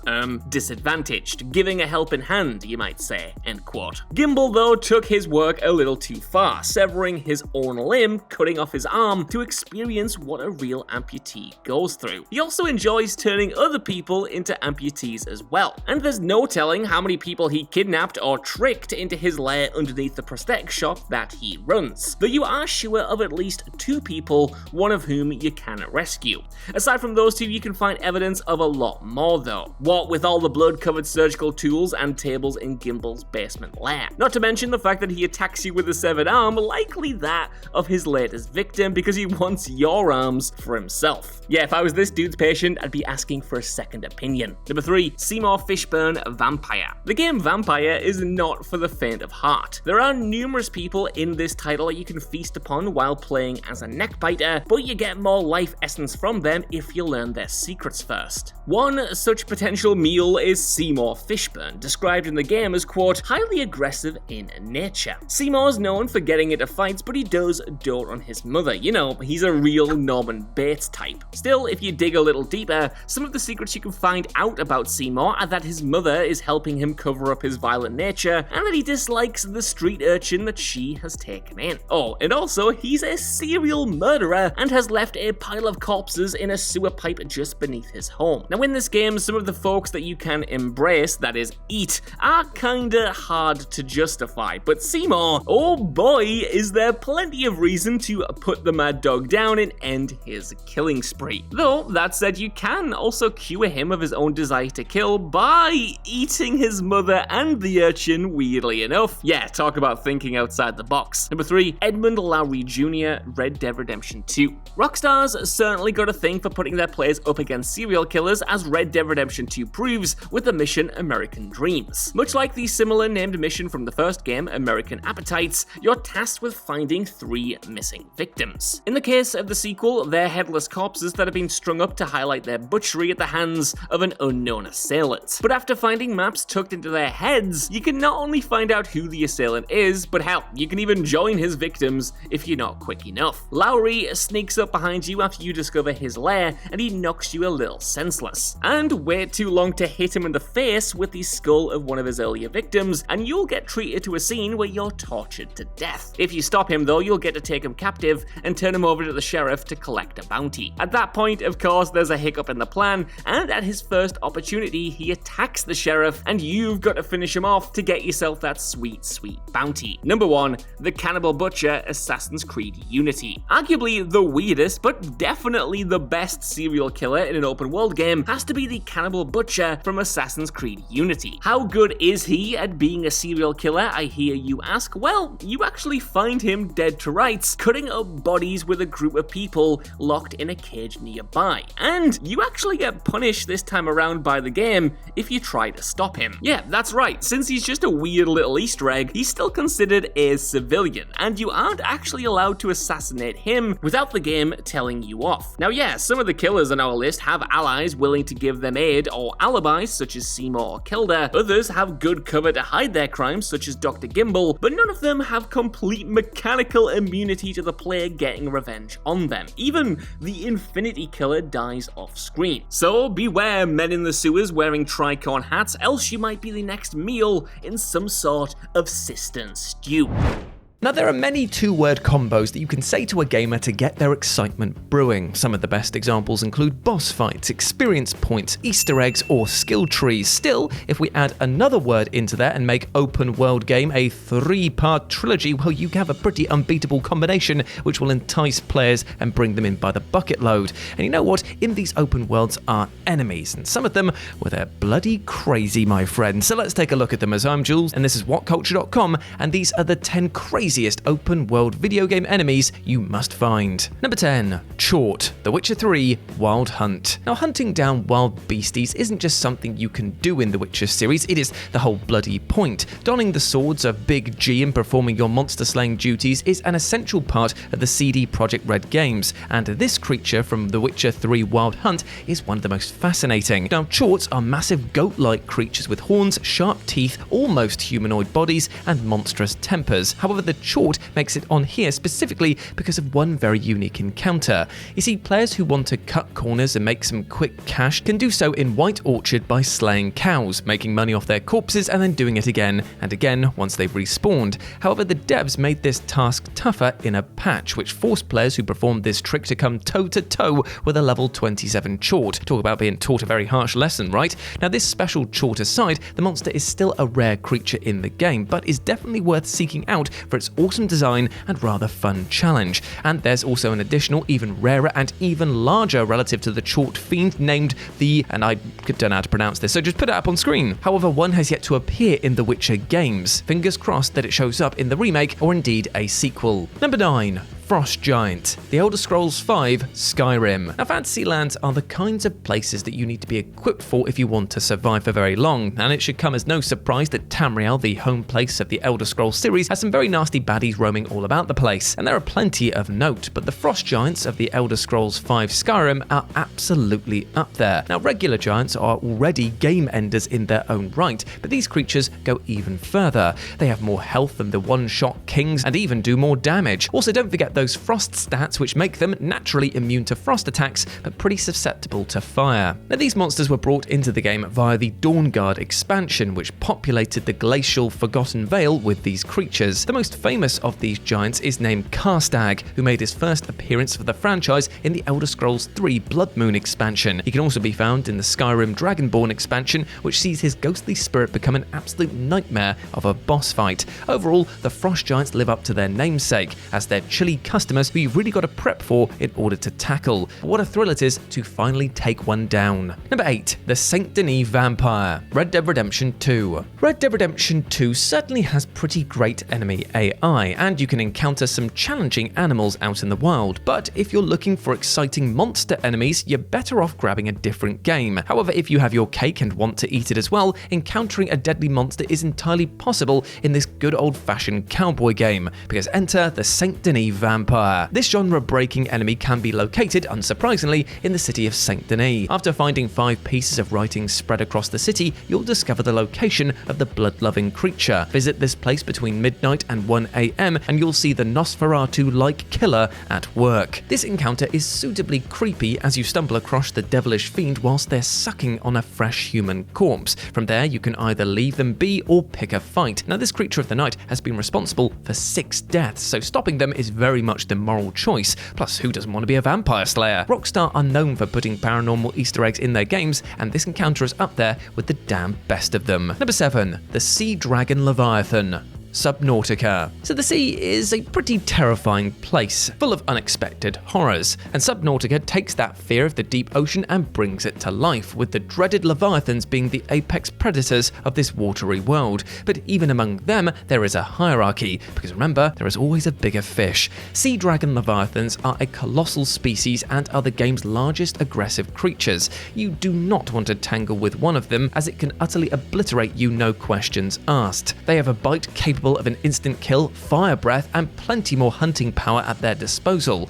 Oh, and if this creature wasn't already scary enough for you, guess what it eats? It's Reaper Leviathans. Yeah, one of the scariest creatures in the game is what these colossal sea creatures like to chow down on. There are only 3 of them in the title, but they are worth seeking out, because encountering one of these beasts is indeed something you'll struggle to survive. Still, it's an enemy you've just got to see for the sheer spectacle. Number 6. Chesty, Fable 2 and Fable 3. Gamers are so used to popping open chests in fantasy games that it's basically second nature, but sometimes these boxes bite back. Mimics that disguise themselves as chests only to attack the player appear in titles like Dark Souls or even Dungeons & Dragons. Still, the quirky, wacky world of Fable took their evil chest in a rather different direction. Chesty is, well, a treasure chest, but not an ordinary one. No, they are a living chest. This object has a spirit inside it, and unfortunately, they're not entirely stable. You see, Chesty is a sociopathic and murderous character with a surprising level of intelligence who appears in both Fable 2 and Fable 3. Finding this unique and hilarious enemy is a real task in Fable 2, as you'll need to purchase Brightwood Tower after the game's story events are over. Once you buy this incredibly pricey property, you'll start the quest that puts you in the path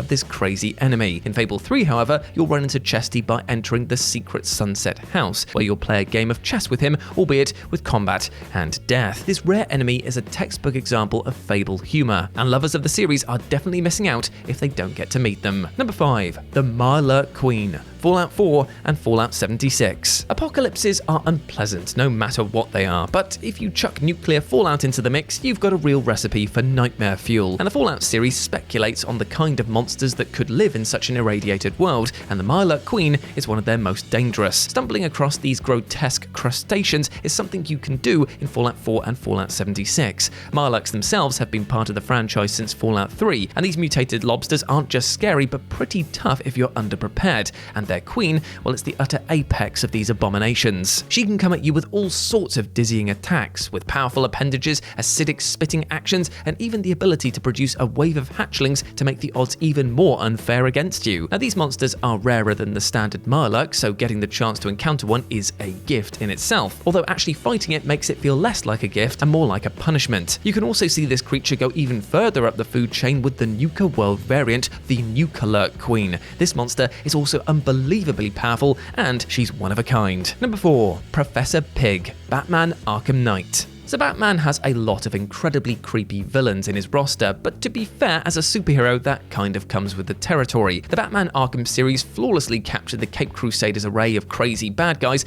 but still one of the absolute scariest and weirdly most exciting was the demented Professor Pig, who featured as a most wanted criminal in Batman Arkham Knight. This opera-loving psychopath was a deranged scientist who would kidnap people and perform invasive surgeries on them. These procedures turned them into his personal brand of mindless servants known as the Dollatrons. And if this wasn't bad enough, he also murdered anyone who didn't meet his perfectionist standards. Getting to confront this villain required you to complete a slew of deep tissue scans on Pig's victims, who were strewn about Gotham in pretty monstrous displays. The brutality of these investigations really sets you up for the eventual horror fest showdown with this enemy. The encounter with this obscure yet captivating DC villain had you battling against his mindless slaves and being forced to listen to the terrifying vocal performance from Dwight Schultz. It's one of Batman Arkham Knight's best, Gotham's most wanted missions. Well, if you like a bit of the spooky stuff, that is. This monster absolutely fits the insane enemy's bill in the most literal of ways. Number 3, Warden, Minecraft. The simple sandbox title that revolutionized the gaming landscape appeases all sorts of players. Do you want to build stuff? Well, that's got you covered. Do you want to explore new lands and dig deep into mines? Yeah, you can do that. Do you want to battle against powerful enemies that will make you want to break your keyboard? Well, yeah, if you want to do that, yeah, sure, go ahead. Now, while the most famous boss enemy in this iconic game is the Ender Dragon, there's actually a creature that goes even harder than that beloved creature. The Warden is an incredibly powerful mob located in the deep dark biome. It has more health than the Ender Dragon and Wither combined, meaning that it can take one hell of a beating. But it doesn't just take damage, it dishes it out, as this monster can take lots of hearts with its melee attacks, but can also hit you with a sonic boom ranged attack that cannot be dodged. You're really in for a task when it comes to winning against this beastie. Minecraft may be a game primarily aimed at kids, but Mojang wanted to test its player base's limits with this one right here. Number 2, Igneo Talus, The Legend of Zelda, Breath of the Wild, and Tears of the Kingdom. The latest installments of the Legend of Zelda series offer beautiful open-world versions of Hyrule that are full of enemies that you'll want to avoid encountering when you're low on weapons and meals. Many of these creatures, such as Lynels, Gleeoks, or Moldugas, could make it onto this list. However, this fiery version of an already impressive enemy from Breath of the Wild and Tears of the Kingdom definitely takes the cake. Now, the regular stone Talus is a giant rock monster that flings boulders at you and can be a really fun fight. And you can definitely times that experience by 2 with the Igneo Talus, as it's the same thing, albeit now it's made out of molten rock. These colossal creatures can be found throughout the Elden Canyon. Taking them down can be a massive task, but the rewards you reap from defeating them are entirely worth the struggle. They're also far tougher than their stone counterparts, as landing on these creatures will set Link on fire.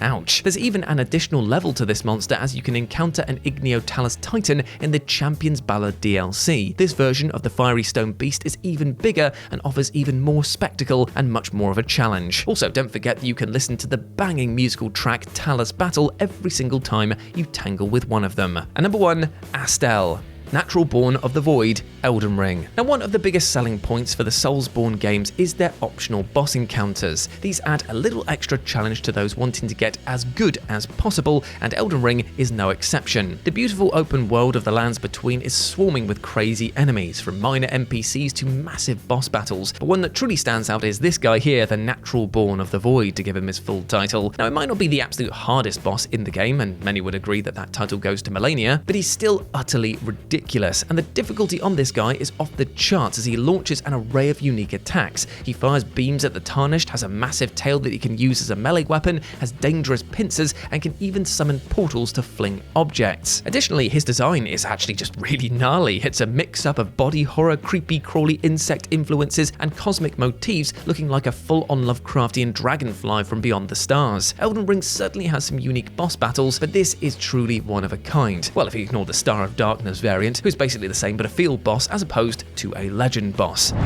We've all seen the rise in popularity of open-world video games, with many of our favorite titles having these sprawling, exploration-based map formats. Whether you're gliding around in the influential Legend of Zelda: Breath of the Wild, or playing cowboy in the critically acclaimed Western masterpiece Red Dead Redemption 2, their open-ended environments and quests lead to an excellent level of replayability, proven by something like Skyrim's enduring popularity.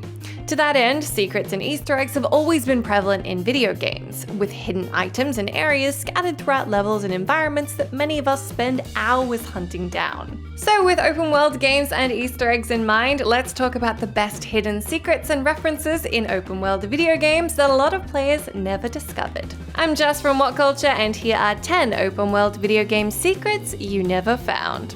Number 10. Giant Sandwich, Halo Infinite. We finally got our hands on Halo Infinite at the end of 2021, and despite having to endure a year of delay, it was met with universal acclaim. The vast open design of the latest Halo is new to the series, and we've enjoyed exploring every inch of the world, which features collectibles, Easter eggs, and side activities scattered throughout. These range from armor lockers that provide aesthetic items for Infinite's multiplayer to Spartan cores, which can be used to upgrade Master Chief's arsenal of new abilities. All of us can agree that the grappling hook in Halo Infinite is a ton of fun, allowing even greater traversal and movement options to navigating the sprawling, vertically complex formations of the map. This also gave the developers a lot of opportunities and hidden locations to stash great secrets. One secret which baffled many players when they stumbled across it lies beneath the surface of Zeta Halo in a hard-to-find cave formation. A giant sandwich is sitting in the middle of the cave, surrounded by grunts who are seemingly worshipping the enormous snack. Why this is present in Infinite is anyone's guess, with it probably being an in-joke at 343 Industries. Number 6. Vault 101, Cyberpunk 2077. To put it lightly, Cyberpunk 2077 did not have the smoothest rollout. With Xbox One and PlayStation 4 versions essentially unplayable and all versions completely riddled with bugs and glitches, many of us were rightfully frustrated with the released product. The game was even removed from the PlayStation Store due to many people refunding their purchase, and Sony put their foot down until developer CD Projekt Red updated the game to a sufficient quality level. Despite all this, Cyberpunk 2077 is actually a fantastic game when it works, with one of the greatest open world maps we've seen in a long time. There are plenty of secrets found throughout Night City, which players have been uncovering since release. One of these is actually a reference to another one of our favorite open world role-playing games, Fallout 3. Found in the desert region, the Badlands, you can stumble across a large circular makeshift vault door with the number 101 stuck onto the front of it. This is obviously a reference to Fallout 3's opening area, Vault 101. There are several bodies scattered around the area, which when looted, revealed that they were role-playing an escape from Bunker 101 during a post-apocalyptic situation. Number 5. Frozen Alien, GTA 5. The Grand Theft Auto series is no stranger to secrets and Easter eggs, with some of them being the most iconic in all of media. From an enormous beating heart of Liberty City located in the Statue of Liberty in Grand Theft Auto 4, to the sign on top of the bridge in San Andreas which reads, "There are no Easter eggs up here, go away." Grand Theft Auto 5 continues this trend, with plenty of secrets and references for you to find in the city of Los Santos. One of these is located at the beginning of the game in the North Yankton section, where you can take a different route away from the marked objective to a bridge, under which an alien corpse can be seen frozen beneath the ice of the river. You have to be quick though if you want to see this one, as straying away from the main path for too long will result in the main mission being failed. There are actually a few aliens and UFOs in GTA 5, but this is the one most players are unlikely to have stumbled across, due to the brief period of time you spend in this area and the inability to return to it once the section is completed. Number 4. Indiana Jones, Fallout New Vegas. The Fallout series is known for its signature sense of humor, with hilarious non-playable characters, quests, and encounters. Fallout New Vegas is revered as one of the greatest open-world RPGs of all time, and it's not difficult to see why. With a sprawling Nevada wasteland for the courier to explore, extensive dialogue trees, and branching story, it's been cemented as a fan favorite in the post-apocalyptic series. It's no surprise that this world is full to the brim with secrets, some less obvious than others. One such secret is one that many of us wouldn't have encountered, as it requires a special in-game perk to be active for it to even appear.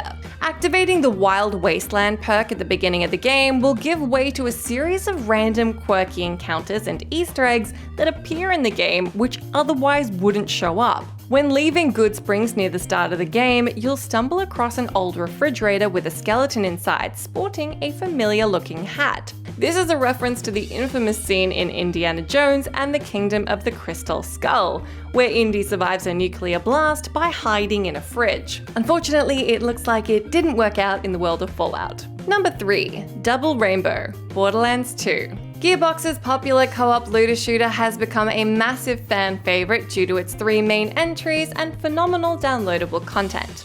One thing we love is the amount of jokes packed into these experiences, from wacky enemy dialogue to hilarious weapon names and outrageous side quests. Handsome Jack, the eccentric antagonist of the second game, has become one of the most iconic video game characters of all time, and is responsible for delivering many memorable quips throughout the game. He often heckles you in the cast of crazy characters, constantly bringing up his pet pony made from diamonds, Butt Stallion. On a cliff at the edge of the map in the Highlands section of the game, there's a camping area with a tent. If you hop off the edge of the map to reach the area, a double rainbow will appear on the horizon and prompt Handsome Jack or your trusty annoying robot sidekick Claptrap to recite lines from the classic YouTube video. Not only is this a fun little Easter egg for your Vault Hunter to uncover, it also unlocks a special in-game challenge. So there you go. Double rainbow all the way. What does it mean? Number 2. Turkey Assassin, Assassin's Creed 3.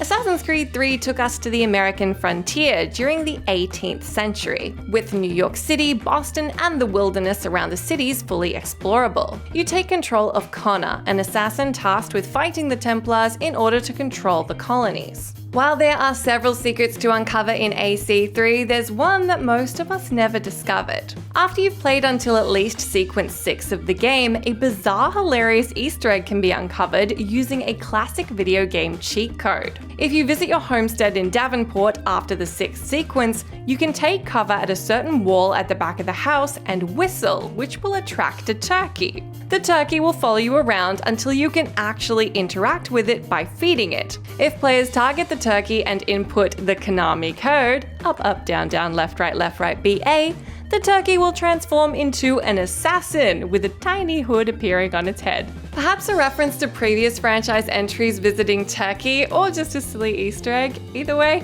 we liked it. Number 1. Calendar Man Puzzle, Batman Arkham City. The Batman Arkham series has provided us with several of the best superhero games ever created. From the excellent atmospheric Asylum to the sprawling open-world Arkham City. There are many nods to some of our favorite DC comic characters throughout the games, along with the assortment of Riddler trophies that we spent hours trying to collect. But one secret is so elaborate that many of us would never have encountered it. Calendar Man is located in a holding cell in the basement of the Solomon Wayne Courthouse. On the wall in the room, a calendar is present with various dates circled. If you come back to the peculiar villain on each of these dates, he will deliver a unique monologue about an incident he caused in the past. Most people will likely not return 12 times throughout a given year, so changing the time and date settings on your system will allow you to experience all of his stories and unlock the associated achievement. Now this is obscure enough, but there's also a secret date that went uncovered for a really long time. If you set your date to the day the development studio Rocksteady was founded, December 13th, 2004, the Calendar Man will deliver a unique speech, warning that the end of days is coming, foreshadowing some of the events of the next entry in the series. If there's one thing the open world genre excels at, it's pure, surprise. Yes, you can hoover up a few days worth of side quests or embark on an 80-hour character grind with one hell of a payoff, but the question of what's round that next corner only really lands with all-out open-air freedom. With that in mind, we're currently seeing two definable approaches to open world game design.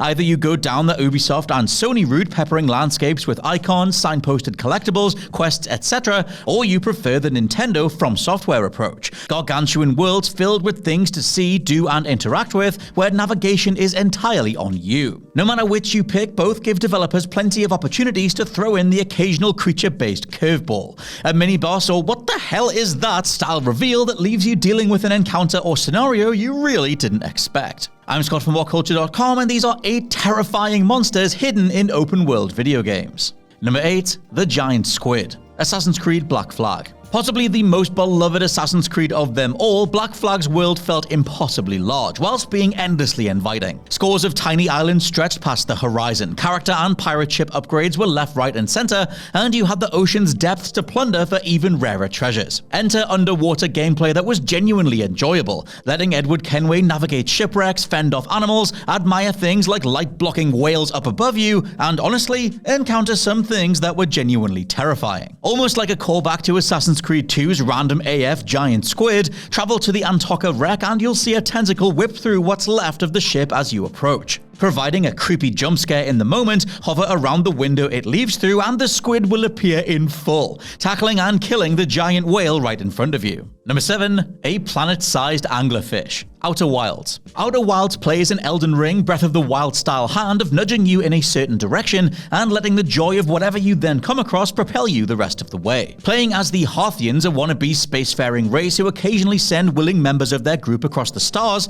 it's totally up to you where you head first. Pick one direction and you might find a teleporting black hole spitting you out somewhere completely different. Another and you'll find a set of twin planets trading their surfaces worth of sand thanks to cyclical gravity spitting it back and forth. Best/worst of all though, especially if you encounter it before comprehending what you're supposed to do like I did, is a whole planet of giant anglerfish. Supremely terrifying creatures on this Earth, never mind an alien version with another landmass inside its mouth. Venturing inside the Dark Bramble planet has you greeted by a huge set of teeth biting back out the darkness to consume you whole. Number 6. Hydras. Dark Souls. From Software have quickly become the masters of hiding the best and worst things imaginable just around the corner. From placing ambushing enemies in shadows to tucking a game-winning item away in a hidden treasure chest, you're incentivized and should remain wary of every single step taken. Whilst we've all got our personal picks for which enemy made a horrifying impression, Dark Souls 1's Hydras take the cake for something only getting worse as you get closer. With 2 examples, both equally imposing as hell,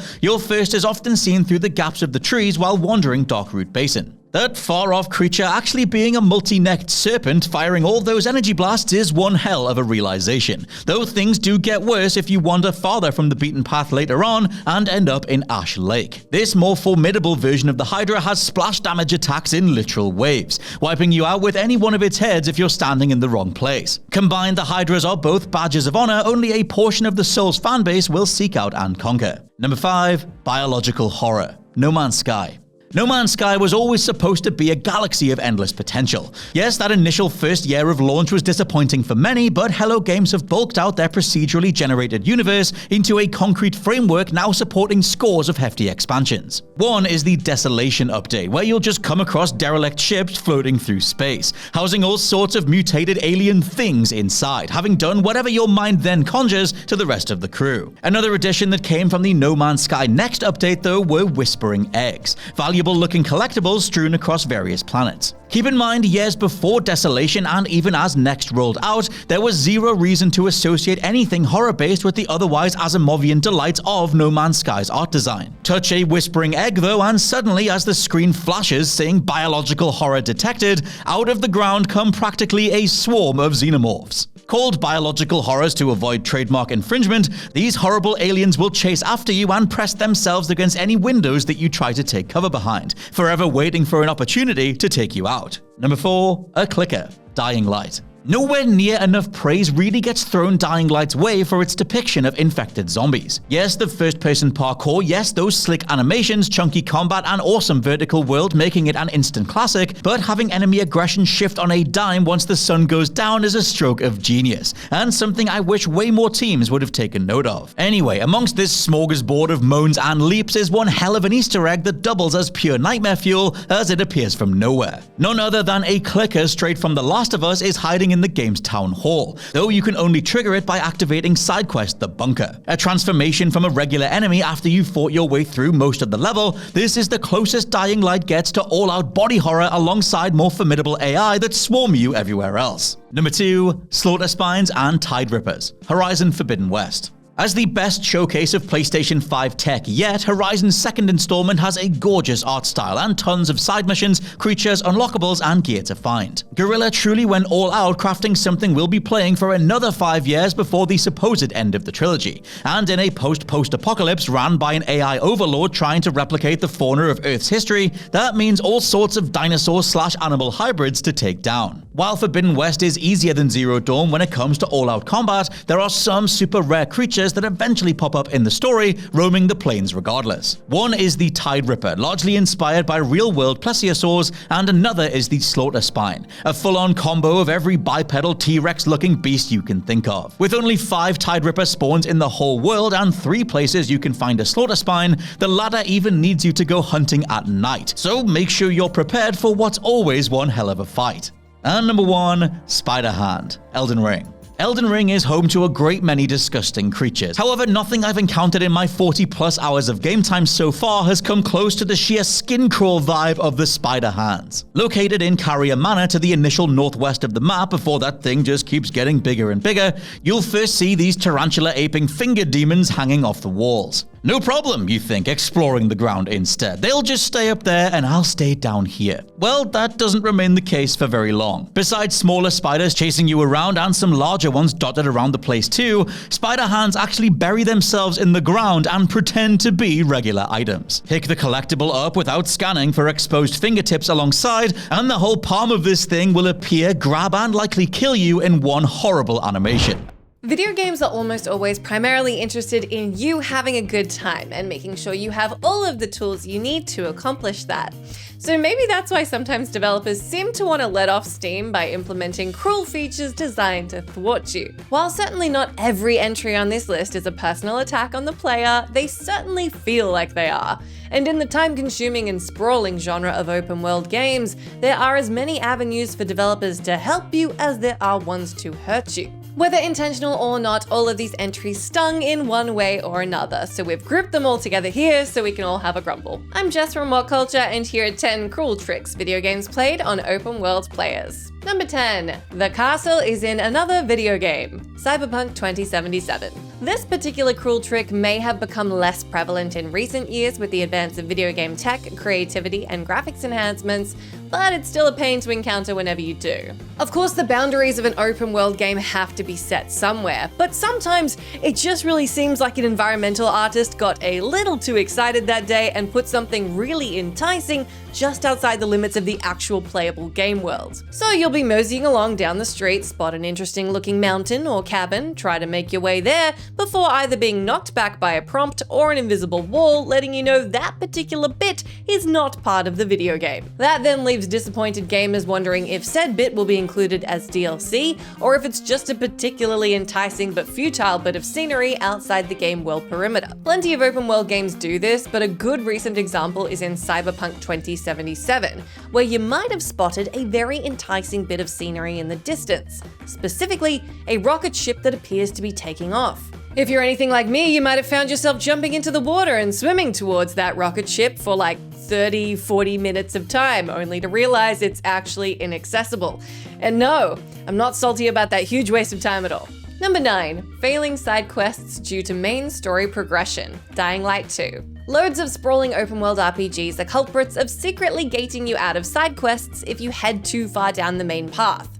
The issue here is when there's so much side content, much of which isn't signposted, and the player in question happens to be a completionist who hates the idea of missing anything at all. So me, and you if you relate to that last bit. In open world games where the things you do in the main quest take you to new locations, permanently alter old ones, or might even lead to the deaths of important characters, many of us have trained ourselves to do all the side stuff first before we make too much headway into the main missions. In Dying Light 2, for instance, there are multiple side missions you can miss out on or fail entirely if you opt to take on the main story mission first. Never be fooled into thinking just because this is an open world game with a whole buffet of different things to do and you can choose to do any of them you want, that you won't be punished for doing things out of order. Unless you're following a guide, it's very easy to accidentally progress too far and lock yourself out of side content that could only trigger in certain earlier world states. And checking your journal only to see some of your quests have mysteriously disappeared is a pretty crappy feeling.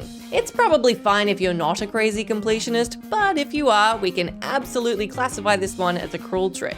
Number 8. Psychic Guards, The Elder Scrolls IV Oblivion.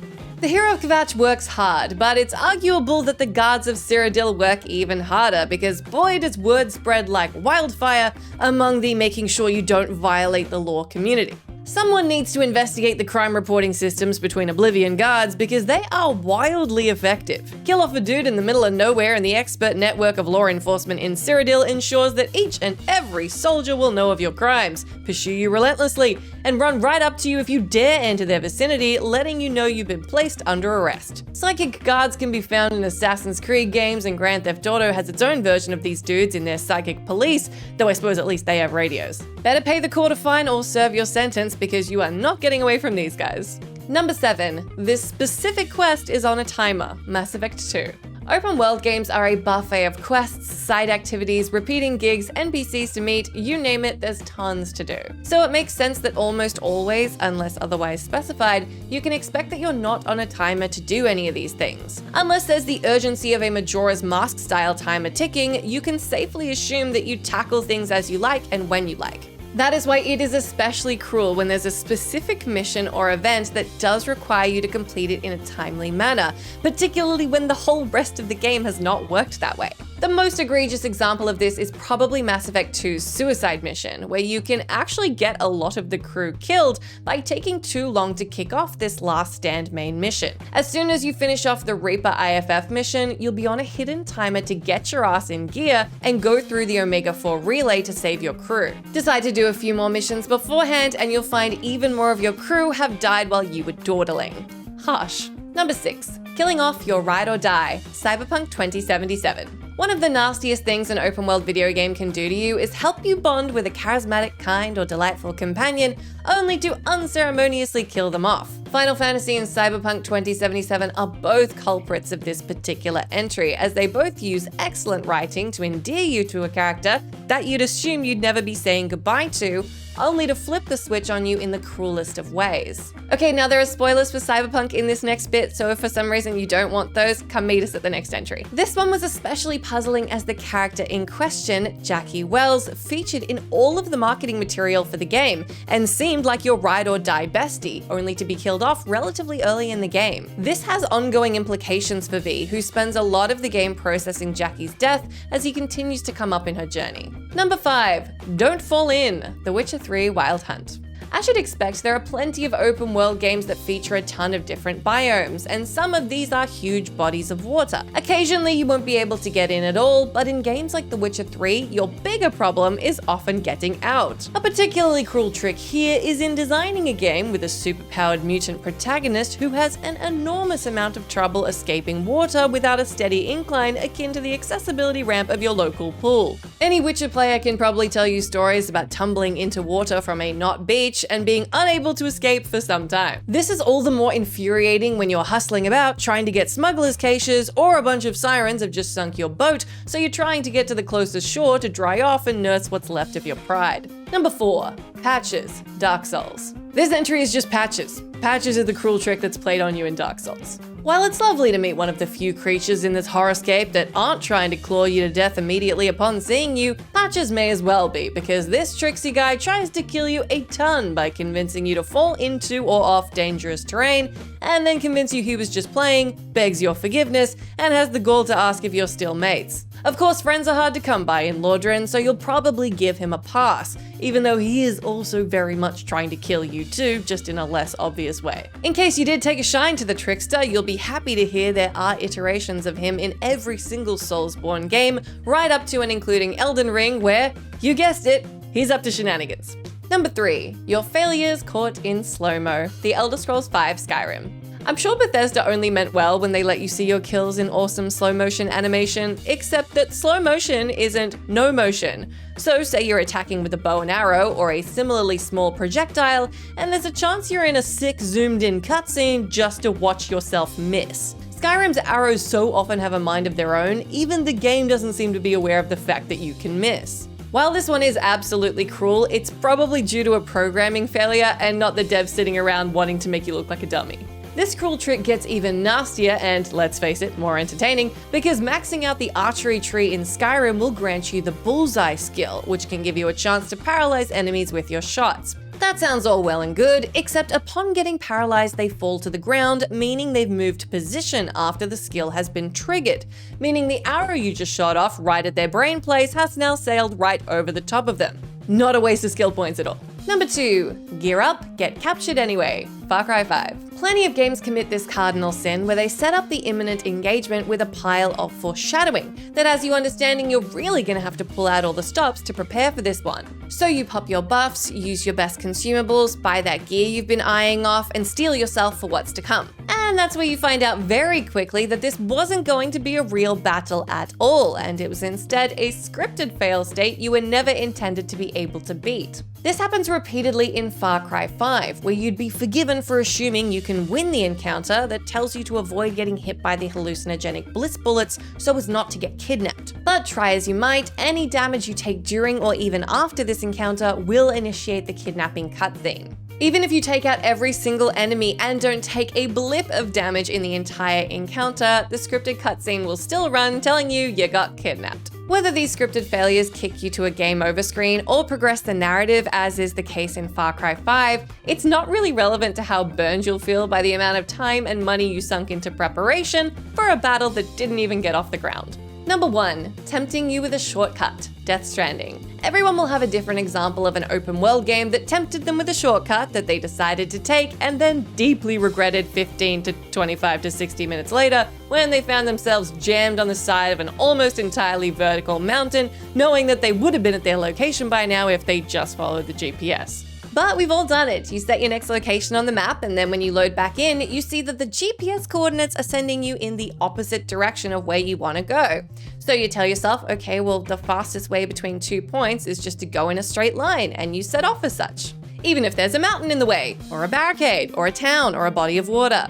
Perhaps the most brutal punisher of this mentality is Death Stranding, where I vividly remember spending hours of my life trying to take what I had thought to be a shortcut, only to find myself out of ropes and ladders halfway up a waterfall. In a game with arduous traversal mechanics, you'd be forgiven for trying to get somewhere more directly. But in Death Stranding, a shorter route almost always means a practically impossible one, which you'll realize for yourself when all your cargo is destroyed and you're stuck in a nasty spot of timefall. Okay, I'm gonna level with you. Admittedly, this one is kind of on us and our hubris, but I know so many of us have lost so much time to trying to do this that let's just go ahead and agree it's the cruelest trick a video game has played on any of us.